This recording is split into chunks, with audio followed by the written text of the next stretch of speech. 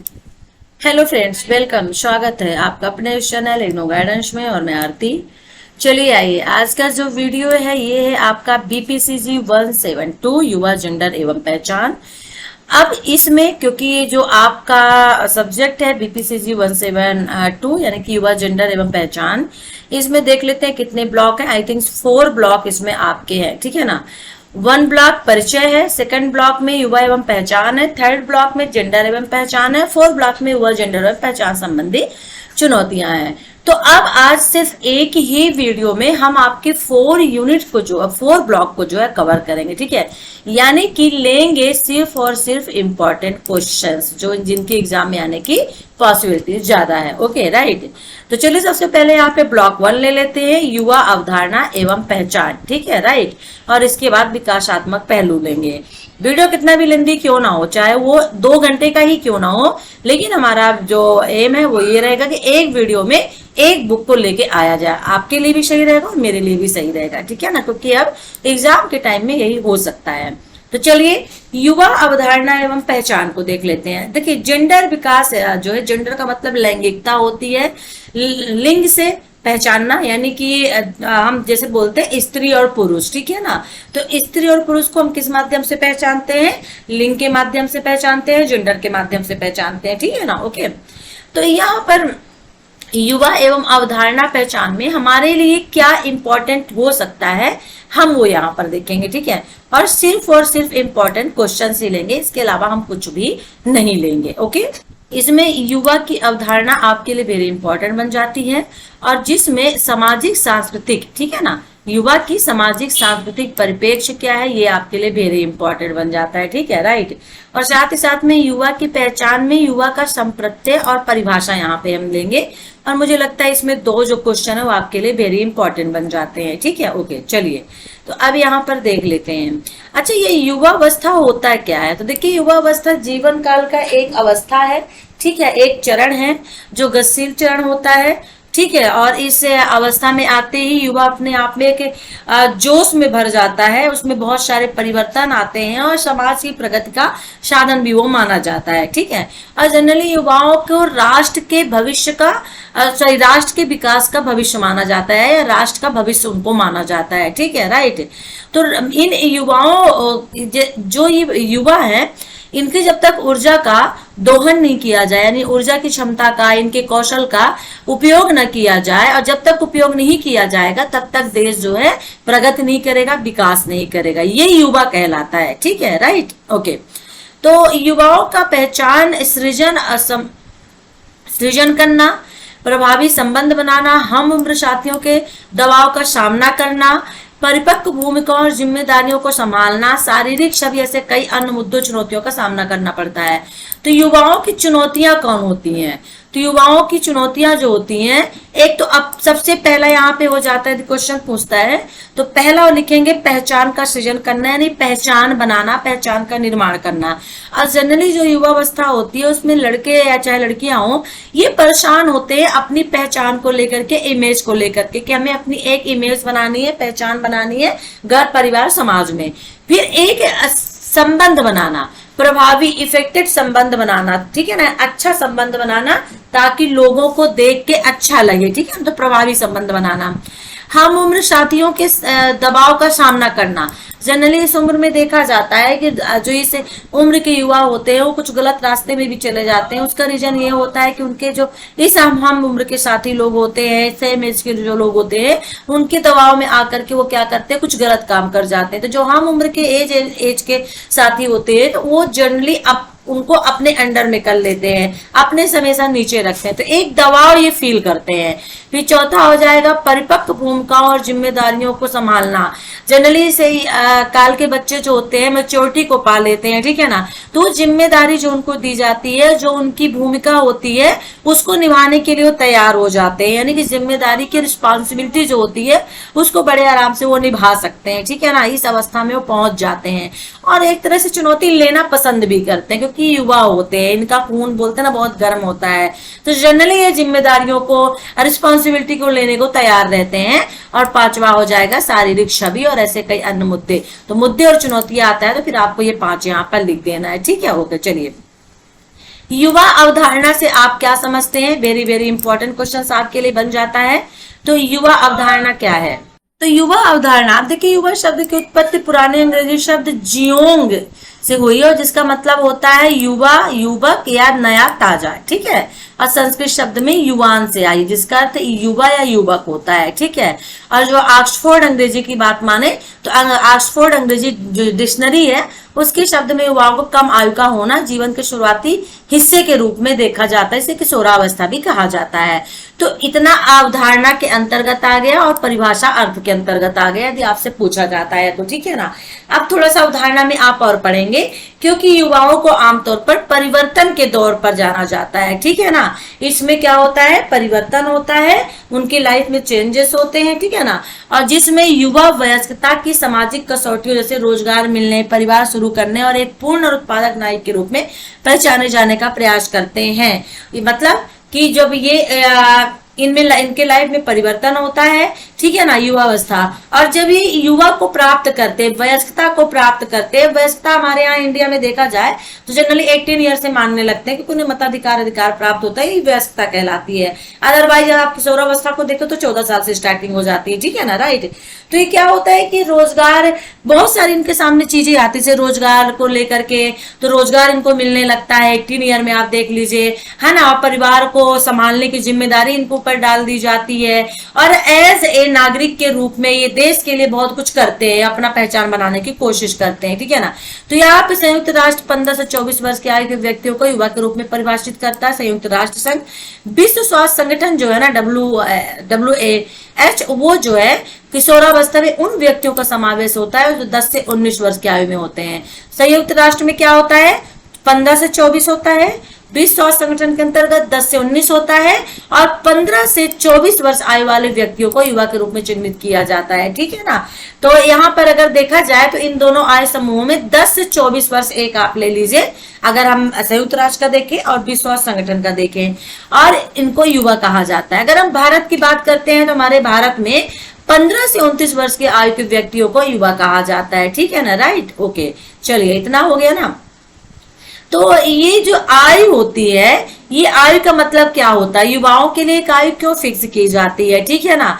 मतलब युवा तो 12-13 साल से भी व्यक्ति हो जाता है, और 30-35 साल का भी व्यक्ति जो होता है वो युवा ही होता है। ठीक है ना। 40 के बाद वो जाके प्रौढ़ावस्था की ओर प्रवेश करता था। क्यों युवा को इसमें रखा जाता है? तो युवा जो होता है ना, उस आयु समूह को सूचित करता है जब कोई व्यक्ति औपचारिक शिक्षा पूरी करता और रोजगार के लायक बनता और नौकरी करने लायक होता है।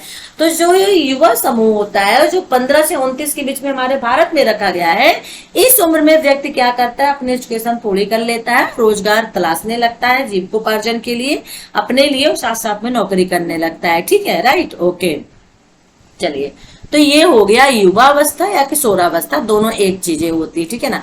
अच्छा, यहाँ पे युवा और वयस्क के बीच अंतर दिया है, थोड़ा देख लीजिएगा, हो सकता है मैंने इसलिए वीडियो ऑलरेडी बनाया था, पढ़ाया, तो आप वहां वॉच कर लीजिएगा।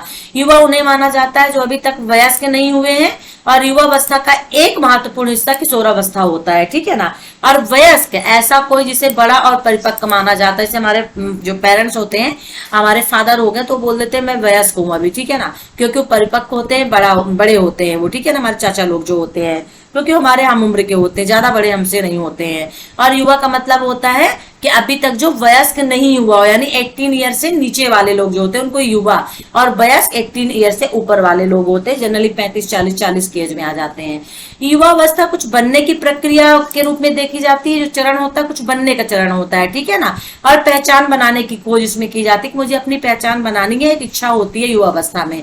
और वयस्क में क्या होता है कि जो कुछ बन गया होता है, किसी मंजिल तक पहुंच गया होता है। जनरली हमारे पेरेंट्स हमें क्या कहते हैं, जैसे मान लीजिए कोई छोटा बच्चा है, 10 साल का है या 8 साल का, 6 साल का, तो उसके पेरेंट्स अभी वयस्क के रूप में देखे जाएंगे। ठीक है ना। 12 या 13 साल का जो बच्चा है उसके भी पेरेंट्स वयस्क के रूप में देखे जाएंगे, बिकॉज वो कुछ बन चुके हैं। ठीक है ना। जो उनको पाना था वो पा चुके हैं, और अपने बच्चे को कहते हैं कि मुझे जो बनना था मैं बन गया, अब आपको बनना है। ठीक है ना। तो ये होता है युवा और युवावस्था में अंतर।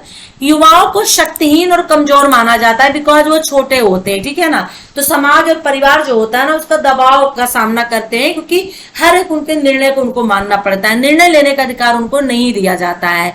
और जो वयस्क होते हैं ना, वो शक्तिशाली होते हैं, मजबूत होते हैं, क्योंकि उनको समझदार माना जाता है, तो स्वतंत्र निर्णय ले सकते हैं। तो जो युवा होते हैं स्वतंत्र निर्णय लेने का अधिकार नहीं होता है और वयस्क को स्वतंत्र निर्णय लेने का अधिकार होता है। युवाओं को कम जिम्मेदार माना जाता है, ठीक है ना, अब क्योंकि उनका व्यवहार जो होता है वो थोड़ा सा उग्र होता है, राइट। तो इसलिए हमेशा वो रिस्क को भी करने के लिए तैयार होते हैं, वो सोचते नहीं कि इससे हमारा नुकसान होगा या लाभ होगा। लेकिन वयस्कों को जिम्मेदार माना जाता है, ठीक है ना, ज्यादा जिम्मेदार माना, युवाओं को कम जिम्मेदार, वयस्कों को ज्यादा जिम्मेदार। ज्यादा क्या, जिम्मेदारी माना जाता है, क्योंकि किसी भी काम को करने से पहले वो 1000 बार सोचते हैं कि हमारे लिए क्या सही है और हमारे उस क्या गलत होगा, ठीक है, राइट। और युवाओं में अनुभवों के प्रति खुलापन होता है, वयस्कों में ऐसा नहीं होता है। जनरली उनमें सद्भावना, आदर, सत्कार, विनीत दिखाई देता है। युवाओं को दूसरों पर निर्भर रहना पड़ता है और अल्प ज्ञानी, कम ज्ञान वाला समझा जाता है, और वयस्कों को स्वतंत्र, अधिक जानकार माना जाता है। तो ये अंतर हो गया युवाओं में और उसमें, ठीक है। ओके, चलिए अब आगे देख लेते हैं क्या क्वेश्चन इंपॉर्टेंट हो सकता है इसमें। सामाजिक, सांस्कृतिक, आर्थिक, कानूनी पहलुओं के संदर्भ में युवा वर्ग, इसमें जिसमें हम देखेंगे सामाजिक और सांस्कृतिक का, ठीक है, वेरी इंपॉर्टेंट है। Okay, right. तो हम देख लेते हैं सामाजिक और सांस्कृतिक परिप्रेक्ष्य में युवा वर्ग क्या कहलाता है। अब देखिए, युवावस्था जो होता है ना, सिर्फ उम्र से संबंधित नहीं होता। अगर हम कह दें कि उम्र को इससे जोड़ दें तो ये सिर्फ युवावस्था नहीं होता है, बल्कि एक सच्चाई होती है, ठीक है, जैविक सच्चाई होती है जो हमें दिखती है। क्योंकि उम्र और उम्र दराज होना या परिपक्व होने का अर्थ और अनुभव समाज, संस्कृति, ऐतिहासिक समय क्रम से काफी प्रभावित होता है। यहाँ पे कहने का मतलब होता है कि कुछ व्यक्ति ऐसे होते हैं जो उम्र के हिसाब से उम्र में छोटे होते हैं लेकिन समझदारी में बहुत बड़े होते हैं। कुछ व्यक्ति ऐसे होते हैं उम्र में बहुत बड़े होते हैं और समझदारी में बहुत छोटे होते हैं। तो यहाँ पे हम ये नहीं कह सकते हैं कि किसी व्यक्ति को कि वो परिपक्व हो गया है, उसे समाज और संस्कृति का अनुभव हो गया है, क्योंकि परिपक्व होना और संस्कृति और समाज जो हमारे मूल हैं उनसे उनको ग्रहण करना दोनों अलग अलग चीजें होती हैं, ठीक है ना। तो परिपक्व होने का अर्थ क्या होता है जनरली कि हम अपने समाज, अपने संस्कृति को पहचानने लगे, मानने लगे, ठीक है, जिसमें हम रहते हैं। और इस प्रकार युवा का संदर्भ सामाजिक और सांस्कृतिक रूप से निर्भीत होता है। युवा जो होता है सामाजिक और सांस्कृतिक रूप में ढल जाता है, ठीक है ना। तो युवा मनोवैज्ञानिक की जो मान्यताएं होती हैं, ठीक है ना, और उसके समानता जो विकास होते हैं उसके चरणों में आगे बढ़ता है, ठीक है ना, यानी चरणों से लिया गया है। तो विकास के किसी भी चरण की तरह युवा भी संस्कृति के प्रभाव से अलग नहीं रहते हैं। यानी मान लीजिए जिस तरह से विकास के चरण होते हैं, विकास के चरण में क्या होता है, शैशवावस्था, बाल्यावस्था, है ना, युवावस्था, इस तरह के विकास के चरण होते हैं ना, वैसे ही युवा भी संस्कृति के प्रभाव से अलग नहीं रहते हैं। तो संस्कृति के भी इसके चरण होते हैं और युवा का एक निरंतर बदलती धारणा होती है और समय और स्थान के साथ विकसित होती है। जैसे हम मानते हैं 4-5 साल का बच्चा होता है, वो उस वक्त उसकी सोच अलग होती है, ठीक है, वो अलग कुछ सोचता है, कुछ छेम लेके चलता है। 10-12 साल का होता है तो क्योंकि वो जिस समाज में पल पोस रहा है, जो उसको परिवेश मिला, उसके अकॉर्डिंग 4-5 साल बाद उसकी सोच, उसकी थिंकिंग, उसकी संस्कृति फिर बदल जाती है, ठीक है ना। फिर जब वो 14-15 साल का होता है तो अपने एक दोस्तों के सर्कल में आ जाता है। जब दोस्तों के सर्कल में आता है, दोस्तों के थॉट को सुनता है, विचार को सुनता है, तो उसके विचार फिर बदल जाते हैं। तो ये जो बदलने वाली धारणा होती है ना संस्कृत की, वो सामाजिक परिवेश में रहते हुए संस्कृत की बदलने वाली धारणा जो होती है युवाओं में चलती रहती है, जो स्थान के साथ साथ विकसित होती है, यानी कि आगे बढ़ती रहती है, ठीक है ना। तो सांस्कृतिक संदर्भ और ऐतिहासिक घटनाएं तय करते हैं कि युवा की परिभाषा, समझ और विकास किस तरह से होता है, ठीक है, राइट। चलिए अब युवा की जो संस्कृति होती है और सामाजिक परिवेश होता है वो पारिस्थितिकी यानी इकोलॉजिकल होता है। इसको समझना थोड़ा जरूरी होता है, ठीक है ना, क्योंकि विकास के कई कारक होते हैं और युवक जिससे यहाँ पर इससे प्रभावित होता है। तो यहाँ पर यदि क्वेश्चन सामाजिक और सांस्कृतिक आता है तो आपको एनवायरमेंट और इकोसिस्टम और इकोलॉजिक के बारे में यहाँ पे लिखना होगा, क्योंकि व्यक्ति जो होता है, बच्चा जो होता है, इकोसिस्टम से यानी पर्यावरण से प्रभावित होता है, ठीक है। तो पर्यावरण के बारे में यहाँ पे आपको लिखना पड़ेगा, ठीक है।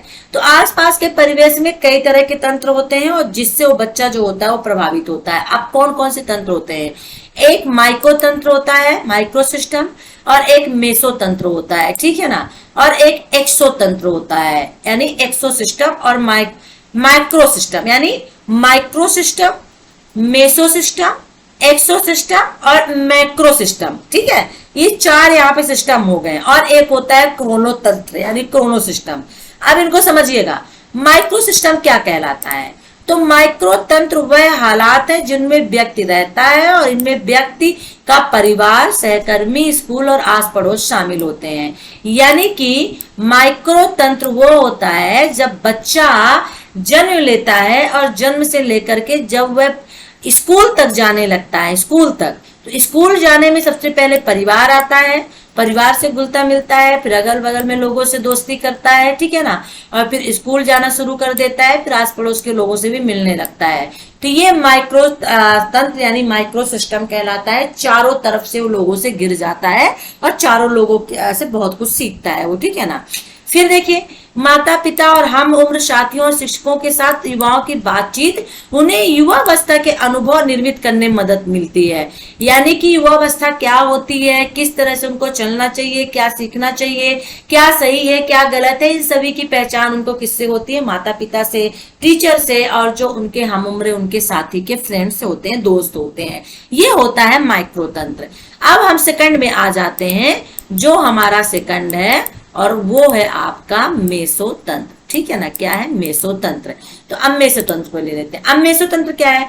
अब देखिए, मेसोतंत्र में माइक्रोतंत्र या संदर्भों के बीच का संबंध शामिल होता है। यानी जो भी माइक्रोतंत्र हम पढ़ के आए हैं उसी के बीच को मेसोतंत्र कहते हैं। अब जैसे स्कूल से जो बच्चा अनुभव प्राप्त करता है, तो स्कूल अनुभवों से पारिवारिक अनुभवों, स्कूली अनुभवों से धार्मिक अनुभवों तथा पारिवारिक अनुभवों को हम उम्र साथियों से अनुभवों के अंतर संबंध इसके उदाहरण है। मतलब स्कूल में जो एक एक्सपीरियंस उसको मिलता है, फिर वो परिवार में मिलता है एक्सपीरियंस, है ना, तो परिवार में शेयर करता है। फिर स्कूल के जो कुछ अनुभव होते हैं वो धर्म के मामले में भी अलग अलग होते हैं, सभी तरह के बच्चे वहां पे पढ़ते हैं, तो उसे धार्मिक अनुभव भी वहां पे मिल जाता है, सभी धर्म रिलीजन्स के बारे में वो जानने समझने लगता है, ठीक है ना। और फिर जो परिवार के होते हैं वो अपने उसके साथी होते हैं, फ्रेंड्स होते हैं, तो फ्रेंड्स भी सभी रिलीजन्स के होते हैं, तो उनके साथ बात करने का व्यवहार, सभी चीजें रिलीजन्स के बारे में, धर्म के बारे में, संस्कृत के बारे में बातें पता चलती हैं। तो इनके बीच जो अनुभव एक प्राप्त करता है, मतलब होंगे ही स्कूल, परिवार और जो फ्रेंड्स होते हैं, जो एक कम्युनिकेशन होता है इन्हीं के बीच में होगा। बस पहले वो क्या होता है कि उनसे बातचीत का माध्यम करता है माइक्रोतंत्र में, फिर जब मेसोतंत्र आता है तो इनसे वो कुछ सीखता है, अनुभव लेता है, एक्सपीरियंस लेता है, ठीक है ना। फिर जब एसोतंत्र आ जाता है तो एक्सोतंत्र में क्या होता है, ये थर्ड हो जाएगा आपका, ठीक है ना, एक्सोतंत्र। तो जो एक्सो सिस्टम होता है इसमें सामाजिक संरचना के ऐसे अंतर संबंध होते हैं जिनमें व्यक्ति की सक्रिय भूमिका नहीं होती और इनसे व्यक्ति का बेहद नजदीकी संदर्भ नहीं होता है। तो अब ये सामाजिक संरचना क्या होता है, जो सिर्फ इसमें सामाजिक संरचना देखने के लिए मिलता है, और सामाजिक संरचना और उस व्यक्ति के साथ का संबंध होता है। जैसे घर पर किसी युवा का अनुभव उसकी माँ के काम के अनुभवों से प्रभावित हो सकता है, ठीक है ना। तो जैसे घर पर मान लीजिए कोई किसी युवा का अनुभव, मान लीजिए कोई युवा है और उसकी माँ जो है काम करती है तो उससे बहुत इफेक्टेड होता है, तो एक सामाजिक संरचना के अंतर्गत आ जाता है। ऐसे ही माइक्रोतंत्र में क्या होता है, संस्कृत आती है। एक्सोतंत्र में सामाजिक संरचना, माइक्रोतंत्र में संस्कृत आ जाती है जिसमें लोग रहते हैं, सीखते हैं, ठीक है ना। संस्कृत के जो हमारे मानदंड होते हैं, जो मूल होते हैं, जो प्रथाएं होते हैं, जो रीति रिवाज होते हैं, उससे युवक सीखता है, बड़ा होता है, ठीक है ना, उसको एक्सेप्ट कर लेता है। तो ये किसमें आ जाता है, ये आ जाता है आपको माइक्रोतंत्र में। फिर क्रोनोतंत्र आ जाता है। क्रोनोतंत्र में समय के साथ साथ आसपास के जो घटनाएं होती है हमारे परिवेश में, जिंदगी में जो कुछ भी होता है परिस्थितियों को, उनसे वो बहुत कुछ सीखता है और उन्हें एक्सेप्ट करता है। तो ये आएगा सामाजिक और आर्थिक, सामाजिक और सांस्कृतिक दृष्टिकोण के अंतर्गत, ठीक है ना। ये परिप्रेक्ष्य किसी संस्कृतियों में सांस्कृतिक मूल्यों को आत्मसात करना युवाओं का एक महत्वपूर्ण विकासात्मक कार्य माना जाता है, क्योंकि इंसान अपने घर, परिवार, संस्कृति से ही बहुत कुछ सीखता है, उन्हें एक्सेप्ट करता है और एक सामाजिक प्राणी बनता है। तो लगातार वैश्वीकरण की ओर बढ़ रही दुनिया में, मान लीजिए वैश्वीकरण से कुछ क्वेश्चन आता है, वैश्वीकरण में युवाओं का क्या महत्व है, वैश्वीकरण से आप क्या समझते हैं, उसके संदर्भ में समझाइए, तो आप ये लिखेंगे। जब वैश्वीकरण होता है, दुनिया से व्यक्ति जुड़ता है, तो मूल्यों और धर्मों की विविधता, अलग अलग आर्थिक स्थितियां, पालन पोषण, प्रथाएं, मानदंड जो भी होते हैं उनमें सब तरह में विकास अलग अलग होता है। जैसे भारत जैसे विकासशील देशों में निम्न सामाजिक आर्थिक पृष्ठभूमि वाले परिवार के बच्चों से कम उम्र में काम करना शुरू करने की उम्मीद की जाती है, ठीक है ना। और सैन्य शासन के तहत जैसे देश जहाँ पे ऐसे देश जहाँ पे सैन्य शासन होता है, तानाशाह होता है, वहां आतंकवाद का सामना करना पड़ता है बच्चों को, ठीक है ना, राइट। और वहां बड़े होने वाले युवा ऐसे देशों में बड़े होने वाले युवाओं से बहुत अलग होते हैं, ठीक है। तो ये हमने उसमें भी आपको बताया है, इसका वीडियो ऑलरेडी बना हुआ है, तो इसमें ज्यादा हम टाइम वेस्ट नहीं करेंगे, वो वीडियो वॉच कर लीजिएगा। जो यूनिट कंप्लीट नहीं है मैं उसको चलती हूँ, ठीक है ना। तो सामाजिक और सांस्कृतिक परिप्रेक्ष्य में देख लीजिएगा, क्योंकि क्वेश्चन आपके लिए इंपॉर्टेंट हो सकता है, ठीक है ना। सामाजिक संस्थान, स्कूल हो गया, परिवार हो गया, संस्कृत, मूल, विश्वास, प्रथाएं सब इसके अंतर्गत आती है। तो ये वेरी वेरी इंपॉर्टेंट होता है। हमें लगता है ब्लॉक 1 हमारा कंप्लीट है, तो ब्लॉक 1 को हम लेफ्ट कर देते हैं, हम ब्लॉक 2 ले लेते हैं, ठीक है ना, क्योंकि ब्लॉक 2 जो है वो अभी कंप्लीट नहीं है। तो एक युवा की पहचान कैसे की जाती है, पहचान का संप्रत्यय और परिभाषा ये दिया हुआ है। तो इसे हम क्या करते हैं ना कि इसे हम ब्लॉक 1 को यहाँ पे लिफ्ट करते हैं। ये इंपॉर्टेंट है, इसका वीडियो ऑलरेडी डला हुआ है, तो आप इसे वॉच करिएगा। मैं ब्लॉक 2 ले लेती हूँ, जिसका भी एक भी वीडियो नहीं है, जो आपके लिए इंपॉर्टेंट बनता है, ठीक है। युवा एवं पहचान ले लेते हैं, ठीक है, चलिए ओके। अब इसमें इंपॉर्टेंट आपके लिए क्या बन सकता है, पहचान के सामाजिक और मनोवैज्ञानिक परिप्रेक्ष्य के अंतर्गत, ठीक है ना, राइट। चलिए, क्योंकि ब्लॉक 1 में सिर्फ 1 और 2 यूनिट है, ये 3 यूनिट आपकी हो गई, ठीक है ना।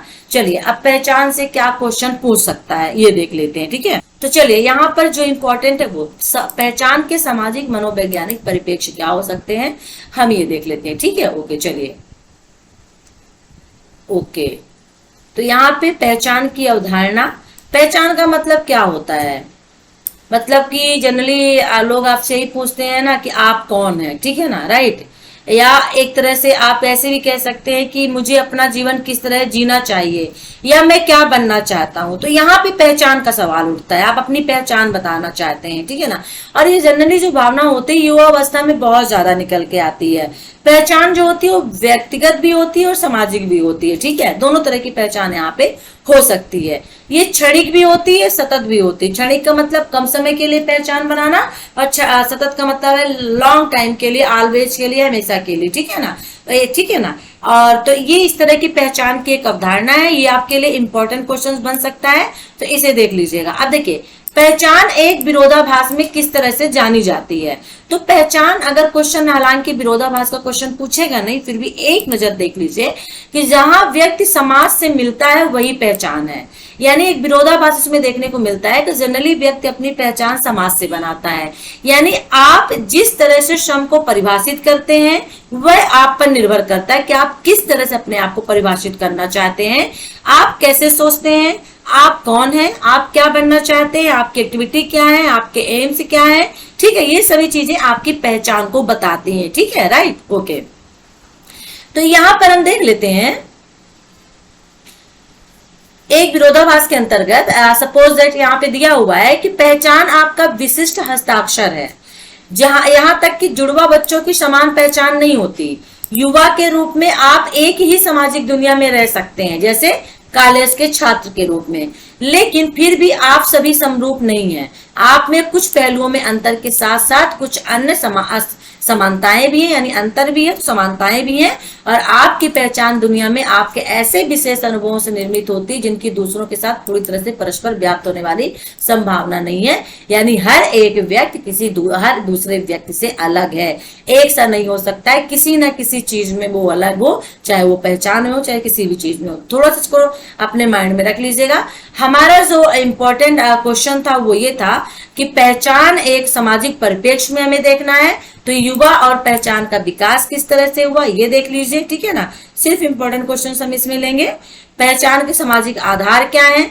अब सामाजिक आधार का मतलब क्या होता है कि समाज के स्तरीकरण के भी कई सतह होते हैं, जैसे नस्ल के आधार पर पहचान होती है, जात के आधार पर पहचान होती है, और फिर जातीयता, जाति, वर्ग, धर्म, यौन यानी लिंग, अभिरुचि, आय, इन सभी के आधार पर पहचान होती है। तो जब नस्ल और जातीयता, जात का सवाल आता है, तो इसमें यह ऐसा एक मानव समूह है ना, जिसमें हम कह सकते हैं कि नस्ल जात के आधार पर, यानी कि हम इसको अपने बॉडी से डिफाइन कर सकते हैं, शरीर से, कि आपका कलर कैसा है, आपकी जैसे नस्ली लोग जो होते हैं, ठीक है ना। आप जैसे साउथ इंडियन के लोगों को देखिए, सॉरी साउथ अफ्रीका के लोगों को देखिए, वेस्ट इंडीज के लोगों को देखिए, न्यूजीलैंड के लोगों को देखिए, और इधर आप दूसरी तरफ थोड़ा सा देख सकते हैं ब्रिटेन के, इंग्लैंड के लोगों को। ये अलग ही पहचान एक आती है, इनकी पहचान अलग है। आप देखते ही पहचान जाएंगे कि ये किस कंट्री के लोग हैं। तो ये हो जाता है, एक नस्ल इनकी होती है। तो इनको हम रंग से, चेहरे की बनावट से पहचान पाते हैं। अब जैसे वेस्ट इंडीज के लोगों को देखिए तो होंठ बिल्कुल निकले निकले बड़े बड़े से होते हैं, झूलते हुए होते हैं, बाल घुंघराले होते हैं, ब्लैक कलर होता है। तो ये उनकी पहचान है। तो ये नस्लीता पहचान होती है, जातीयता होती है, ठीक है ना। तो इसके आधार पर भी हम क्या करते हैं, पहचान करते हैं। ब्लैक के रूप में होगा तो एक ग्रो अमेरिकन आ गए, जो वहां पे ब्लैक मिलते हैं, अमेरिका में गोरे लोग भी मिलते हैं। तो ये नस्ली पहचान होती है। तो ब्लैक एंड व्हाइट वाली पहचान हो जाती है। तो नस्ली, जातीयता या फिर जात के आधार पे पहचान हो जाती है, ठीक है ना। ओके, चलिए फिर वर्ग हो जाता है। तो एक वर्ग के रूप में भी मनोवैज्ञानिक पहचान होती है, ठीक है ना। अब वर्ग के रूप में कैसे पहचान हो जाएगी, सपोज दैट मान लीजिए कि आप कोई काम कर रहे हैं, कोई व्यवसाय कर रहे हैं, कोई जॉब कर रहे हैं, ठीक है ना। आप पुलिस में हैं, इंजीनियर है, डॉक्टर है, किसी भी चीज में है, तो इनसे आपकी एक पहचान बन जाती है, ठीक है ना। तो जैसे आप कंप्यूटर में कुछ काम कर रहे हैं तो उससे आपकी एक पहचान बन गई। तो ये सभी चीजें वर्ग के अंतर्गत आ जाती है, ठीक है। तो ये वर्ग में डिफाइन हो गया, अलग हो गया, राइट। फिर इसी तरह से धर्म के आधार पे आपकी पहचान बनती है। आप किस धर्म के हैं, आप जिस धर्म के होंगे, जिस रिलीजन के होंगे, आपकी पहचान उससे बन जाती है, ठीक है। तो धार्मिक पहचान हो जाती है हमारी। फिर लैंगिकता होती है। तो एक यौन पहचान, यानी यौन के रूप में जानना, ठीक है ना। तो एक लैंगिकता, जेंडर जिसे हम कहते हैं, तो नस्ल होता है, उसकी संस्कृति होती है, अपनी धर्म होती है। तो इसके माध्यम से भी जो व्यक्ति है पहचाना जाता है, ठीक है। तो ये देख लीजिएगा, ये आपके लिए वेरी इंपॉर्टेंट क्वेश्चन हो सकता है। ओके, ठीक है। चलिए, जैसे एक प्रत्येक व्यक्ति में ऐसी कई पहचाने हैं। आप एक विशिष्ट लिंग के हैं, जेंडर के रूप में। आयु के ऐसे व्यक्ति हैं, इस आयु के आप व्यक्ति है तो एक 10 साल या 12 साल या 18 साल के व्यक्ति के रूप में आपकी पहचान हो सकती है। आपकी एक जाति होगी जो निश्चित होगी, आप उस जात के रूप में पहचाने जाते होंगे। आपकी एक संस्कृति होगी, हो सकता है हिंदू संस्कृति हो या मुस्लिम संस्कृति हो, ईसाई, जो भी आपकी संस्कृति, आप उस रूप में पहचाने जाएंगे, ठीक है ना। तो इस तरह से पहचान होती है, ठीक है ना, राइट। चलिए, जैसे एग्जाम्पल के तौर पे यहाँ पे दिया है कि ब्राह्मण जात की व्याख्या सामाजिक रूप से शक्तिशाली जातिगत पहचान के रूप में जानी जाती है। अगर ब्राह्मण कह दिया, ओ आप ब्राह्मण बहुत ऊंचे हैं, लेकिन वहीं पे यदि आप शूद्र निकल गए तो शूद्र की पहचान कैसे की जाती है, अत्याचार, लांछन के रूप में, निम्न जाति के रूप में, सबसे गिरे हुए जात के रूप में। तो ये पहचान है। पुरुष और महिला की पहचान होती है, गोरे काले की पहचान, अमीर गरीब की, हिंदू मुस्लिम की, से असम लैंगिक विषम लैंगिक की, ये सभी पहचान होती है जो जाने जाते हैं। तो इस तरह मानव अपनी सभी पहचानों के संबंध में स्वयं को कठिन परिस्थितियों में पाता है, ठीक है ना। कुछ मायनों में शक्ति संपन्न पाता है अपने आप को, तो कुछ मायनों में शक्तिहीन पाता है, कमजोर पाता है, ठीक है, राइट। और कहीं कहीं पे व्यक्ति क्या होता है कि किसी व्यक्ति पर उसकी पहचान हावी हो जाती है, ठीक है ना, राइट। चलिए, इतना काफी है। ओके, अब जो व्यक्ति शक्ति पर संपन्न होता है वो दूसरों पे हावी हो जाता है, उसके साथ गलत काम करने लगता है। जो व्यक्ति शक्तिहीन होता है, कमजोर होता है, वो दबना सीख जाता है। तो ये क्या है, ये पहचान ही है, ठीक है। तो इसके माध्यम से भी उसकी पहचान होती है। चलिए, ओके, पहचान पर एक सामाजिक मनोवैज्ञानिक परिप्रेक्ष्य, इसको मैं वेरी वेरी इंपॉर्टेंट में रखूंगी, ये आपके लिए इंपॉर्टेंट हो सकता है। तो इसको 100% तैयार कर लीजिएगा, ठीक है ना। तो अगर पहचान पर सामाजिक मनोवैज्ञानिक परिप्रेक्ष्य का क्वेश्चन आता है तो आपको कुछ सिद्धांत नीचे दिए गए हैं जिनके आधार पर इसको पढ़ना होगा। पहले प्रकृत्यात्मक, अंतः क्रियावाद सिद्धांत आपको पढ़ना होगा, ठीक है। अब ये जो सिद्धांत होता है इसका मूल आधार क्या होता है, समाजशास्त्री सामाजिक मनोवैज्ञानिक परिप्रेक्ष्य है, यानी जिसमें लोग वस्तुओं के प्रति व्यवहार और इनके मूर्त गुणों के आधार पर नहीं, बल्कि इन वस्तुओं का उनके लिए क्या अर्थ है इस आधार पर करते हैं। तो यदि मान लीजिए वस्तुओं के प्रति यहाँ पर व्यक्ति जो व्यवहार करता है उसके मूर्त गुणों को नहीं देखता है, बल्कि वस्तुओं का अर्थ क्या निकल रहा है, उसके लिए मायने क्या है, उसके आधार पर वो व्यवहार करता है। सपोज दैट आप यहाँ पे समझ सकते हैं कि एक पुरानी मेज को फर्नीचर का बेकार टुकड़ा भी समझा जा सकता है, क्योंकि वो पुरानी मेज है, ठीक है ना, तो एक वो बेकार टुकड़ा समझ गया। या सहेजने योग्य यादगार भी समझा जा सकता है, जैसे कि पुरानी हो गई तो बेकार भी हो सकता है कि अब इसे फेंक दिया जाए, या फिर पुरानी हो गई तो हमारे लिए बहुत कीमती है, बिकॉज इसके साथ मैंने टाइम बहुत स्पेंड किया है, मेरे लिए कहना चाहिए कि अविस्मरणीय है, इसके साथ मेरी यादें बहुत जुड़ी हुई है, तो ये मेरे लिए यादगार हो गई। तो ये होता है यहाँ पर प्रतीकात्मक अंतः क्रियावाद, ठीक है। तो मनुष्य में पुनः श्रम के बारे में विचार करने की क्षमता होती है, और इसलिए वे श्रम को वस्तुओं के रूप में लेते हैं, और वे स्वयं का जायजा लेते हैं, परखते हैं, खुद का आकलन करते हैं, ऑब्जर्व करते हैं, और भविष्य के लिए निर्णय लेते हैं, और निर्णय लेने की योजना बनाने में सक्षम होते हैं। स्वयं के अस्तित्व के बारे में कहना चाहिए कि आत्म जागरूक होते हैं, सेल्फ डिपेंड होते हैं, अपने आप में निर्णय लेने में सहायक होते हैं, किसी की जरूरत नहीं पड़ती, और ऐसे में व्यक्ति एक वस्तु के तौर पर उभरता है, ठीक है, राइट। यही है आपका प्रतीकात्मक अंतः क्रियावाद, और ये आपका आता है आपका सामाजिक मनोवैज्ञानिक परिपेक्ष के अंतर्गत। तो हो सकता है क्वेश्चन में अलग से भी पूछ दे प्रतीकात्मक अंतः क्रियावाद से क्या समझते हैं, तो आपको यही लिखना पड़ेगा, ठीक है, राइट, ओके।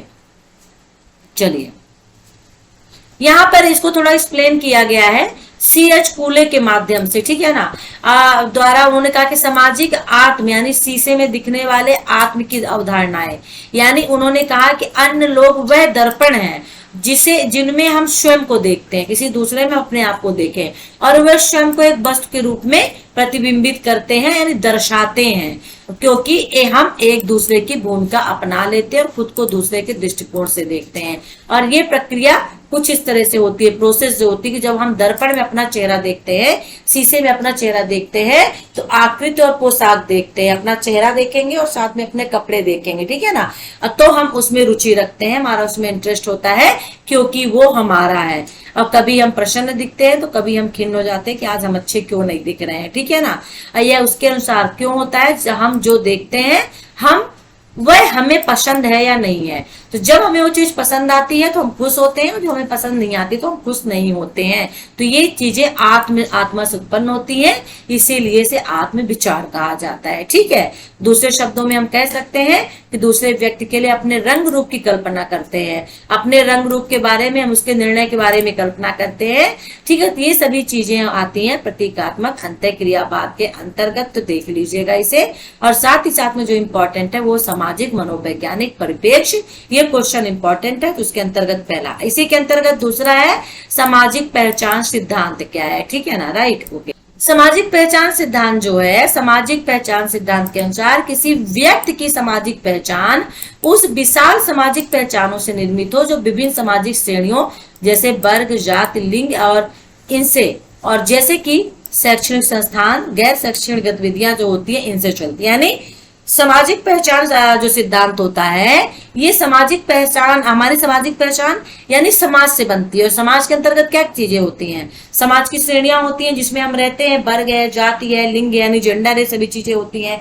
जहां हम पढ़ते हैं, चाहे वो स्कूल हो चाहे वो कॉलेज हो, तो इनसे होती है। और ये सभी जो पहचानें होती है ना, सक्रिय या विशिष्ट नहीं होती है, बल्कि किसी भी निश्चित समय पर सामाजिक पहचान विशेष सामाजिक संदर्भों के तहत बनी हुई होती है। कुछ पल के लिए भी हो सकती है और कुछ लॉन्ग टाइम के लिए भी हो सकती है।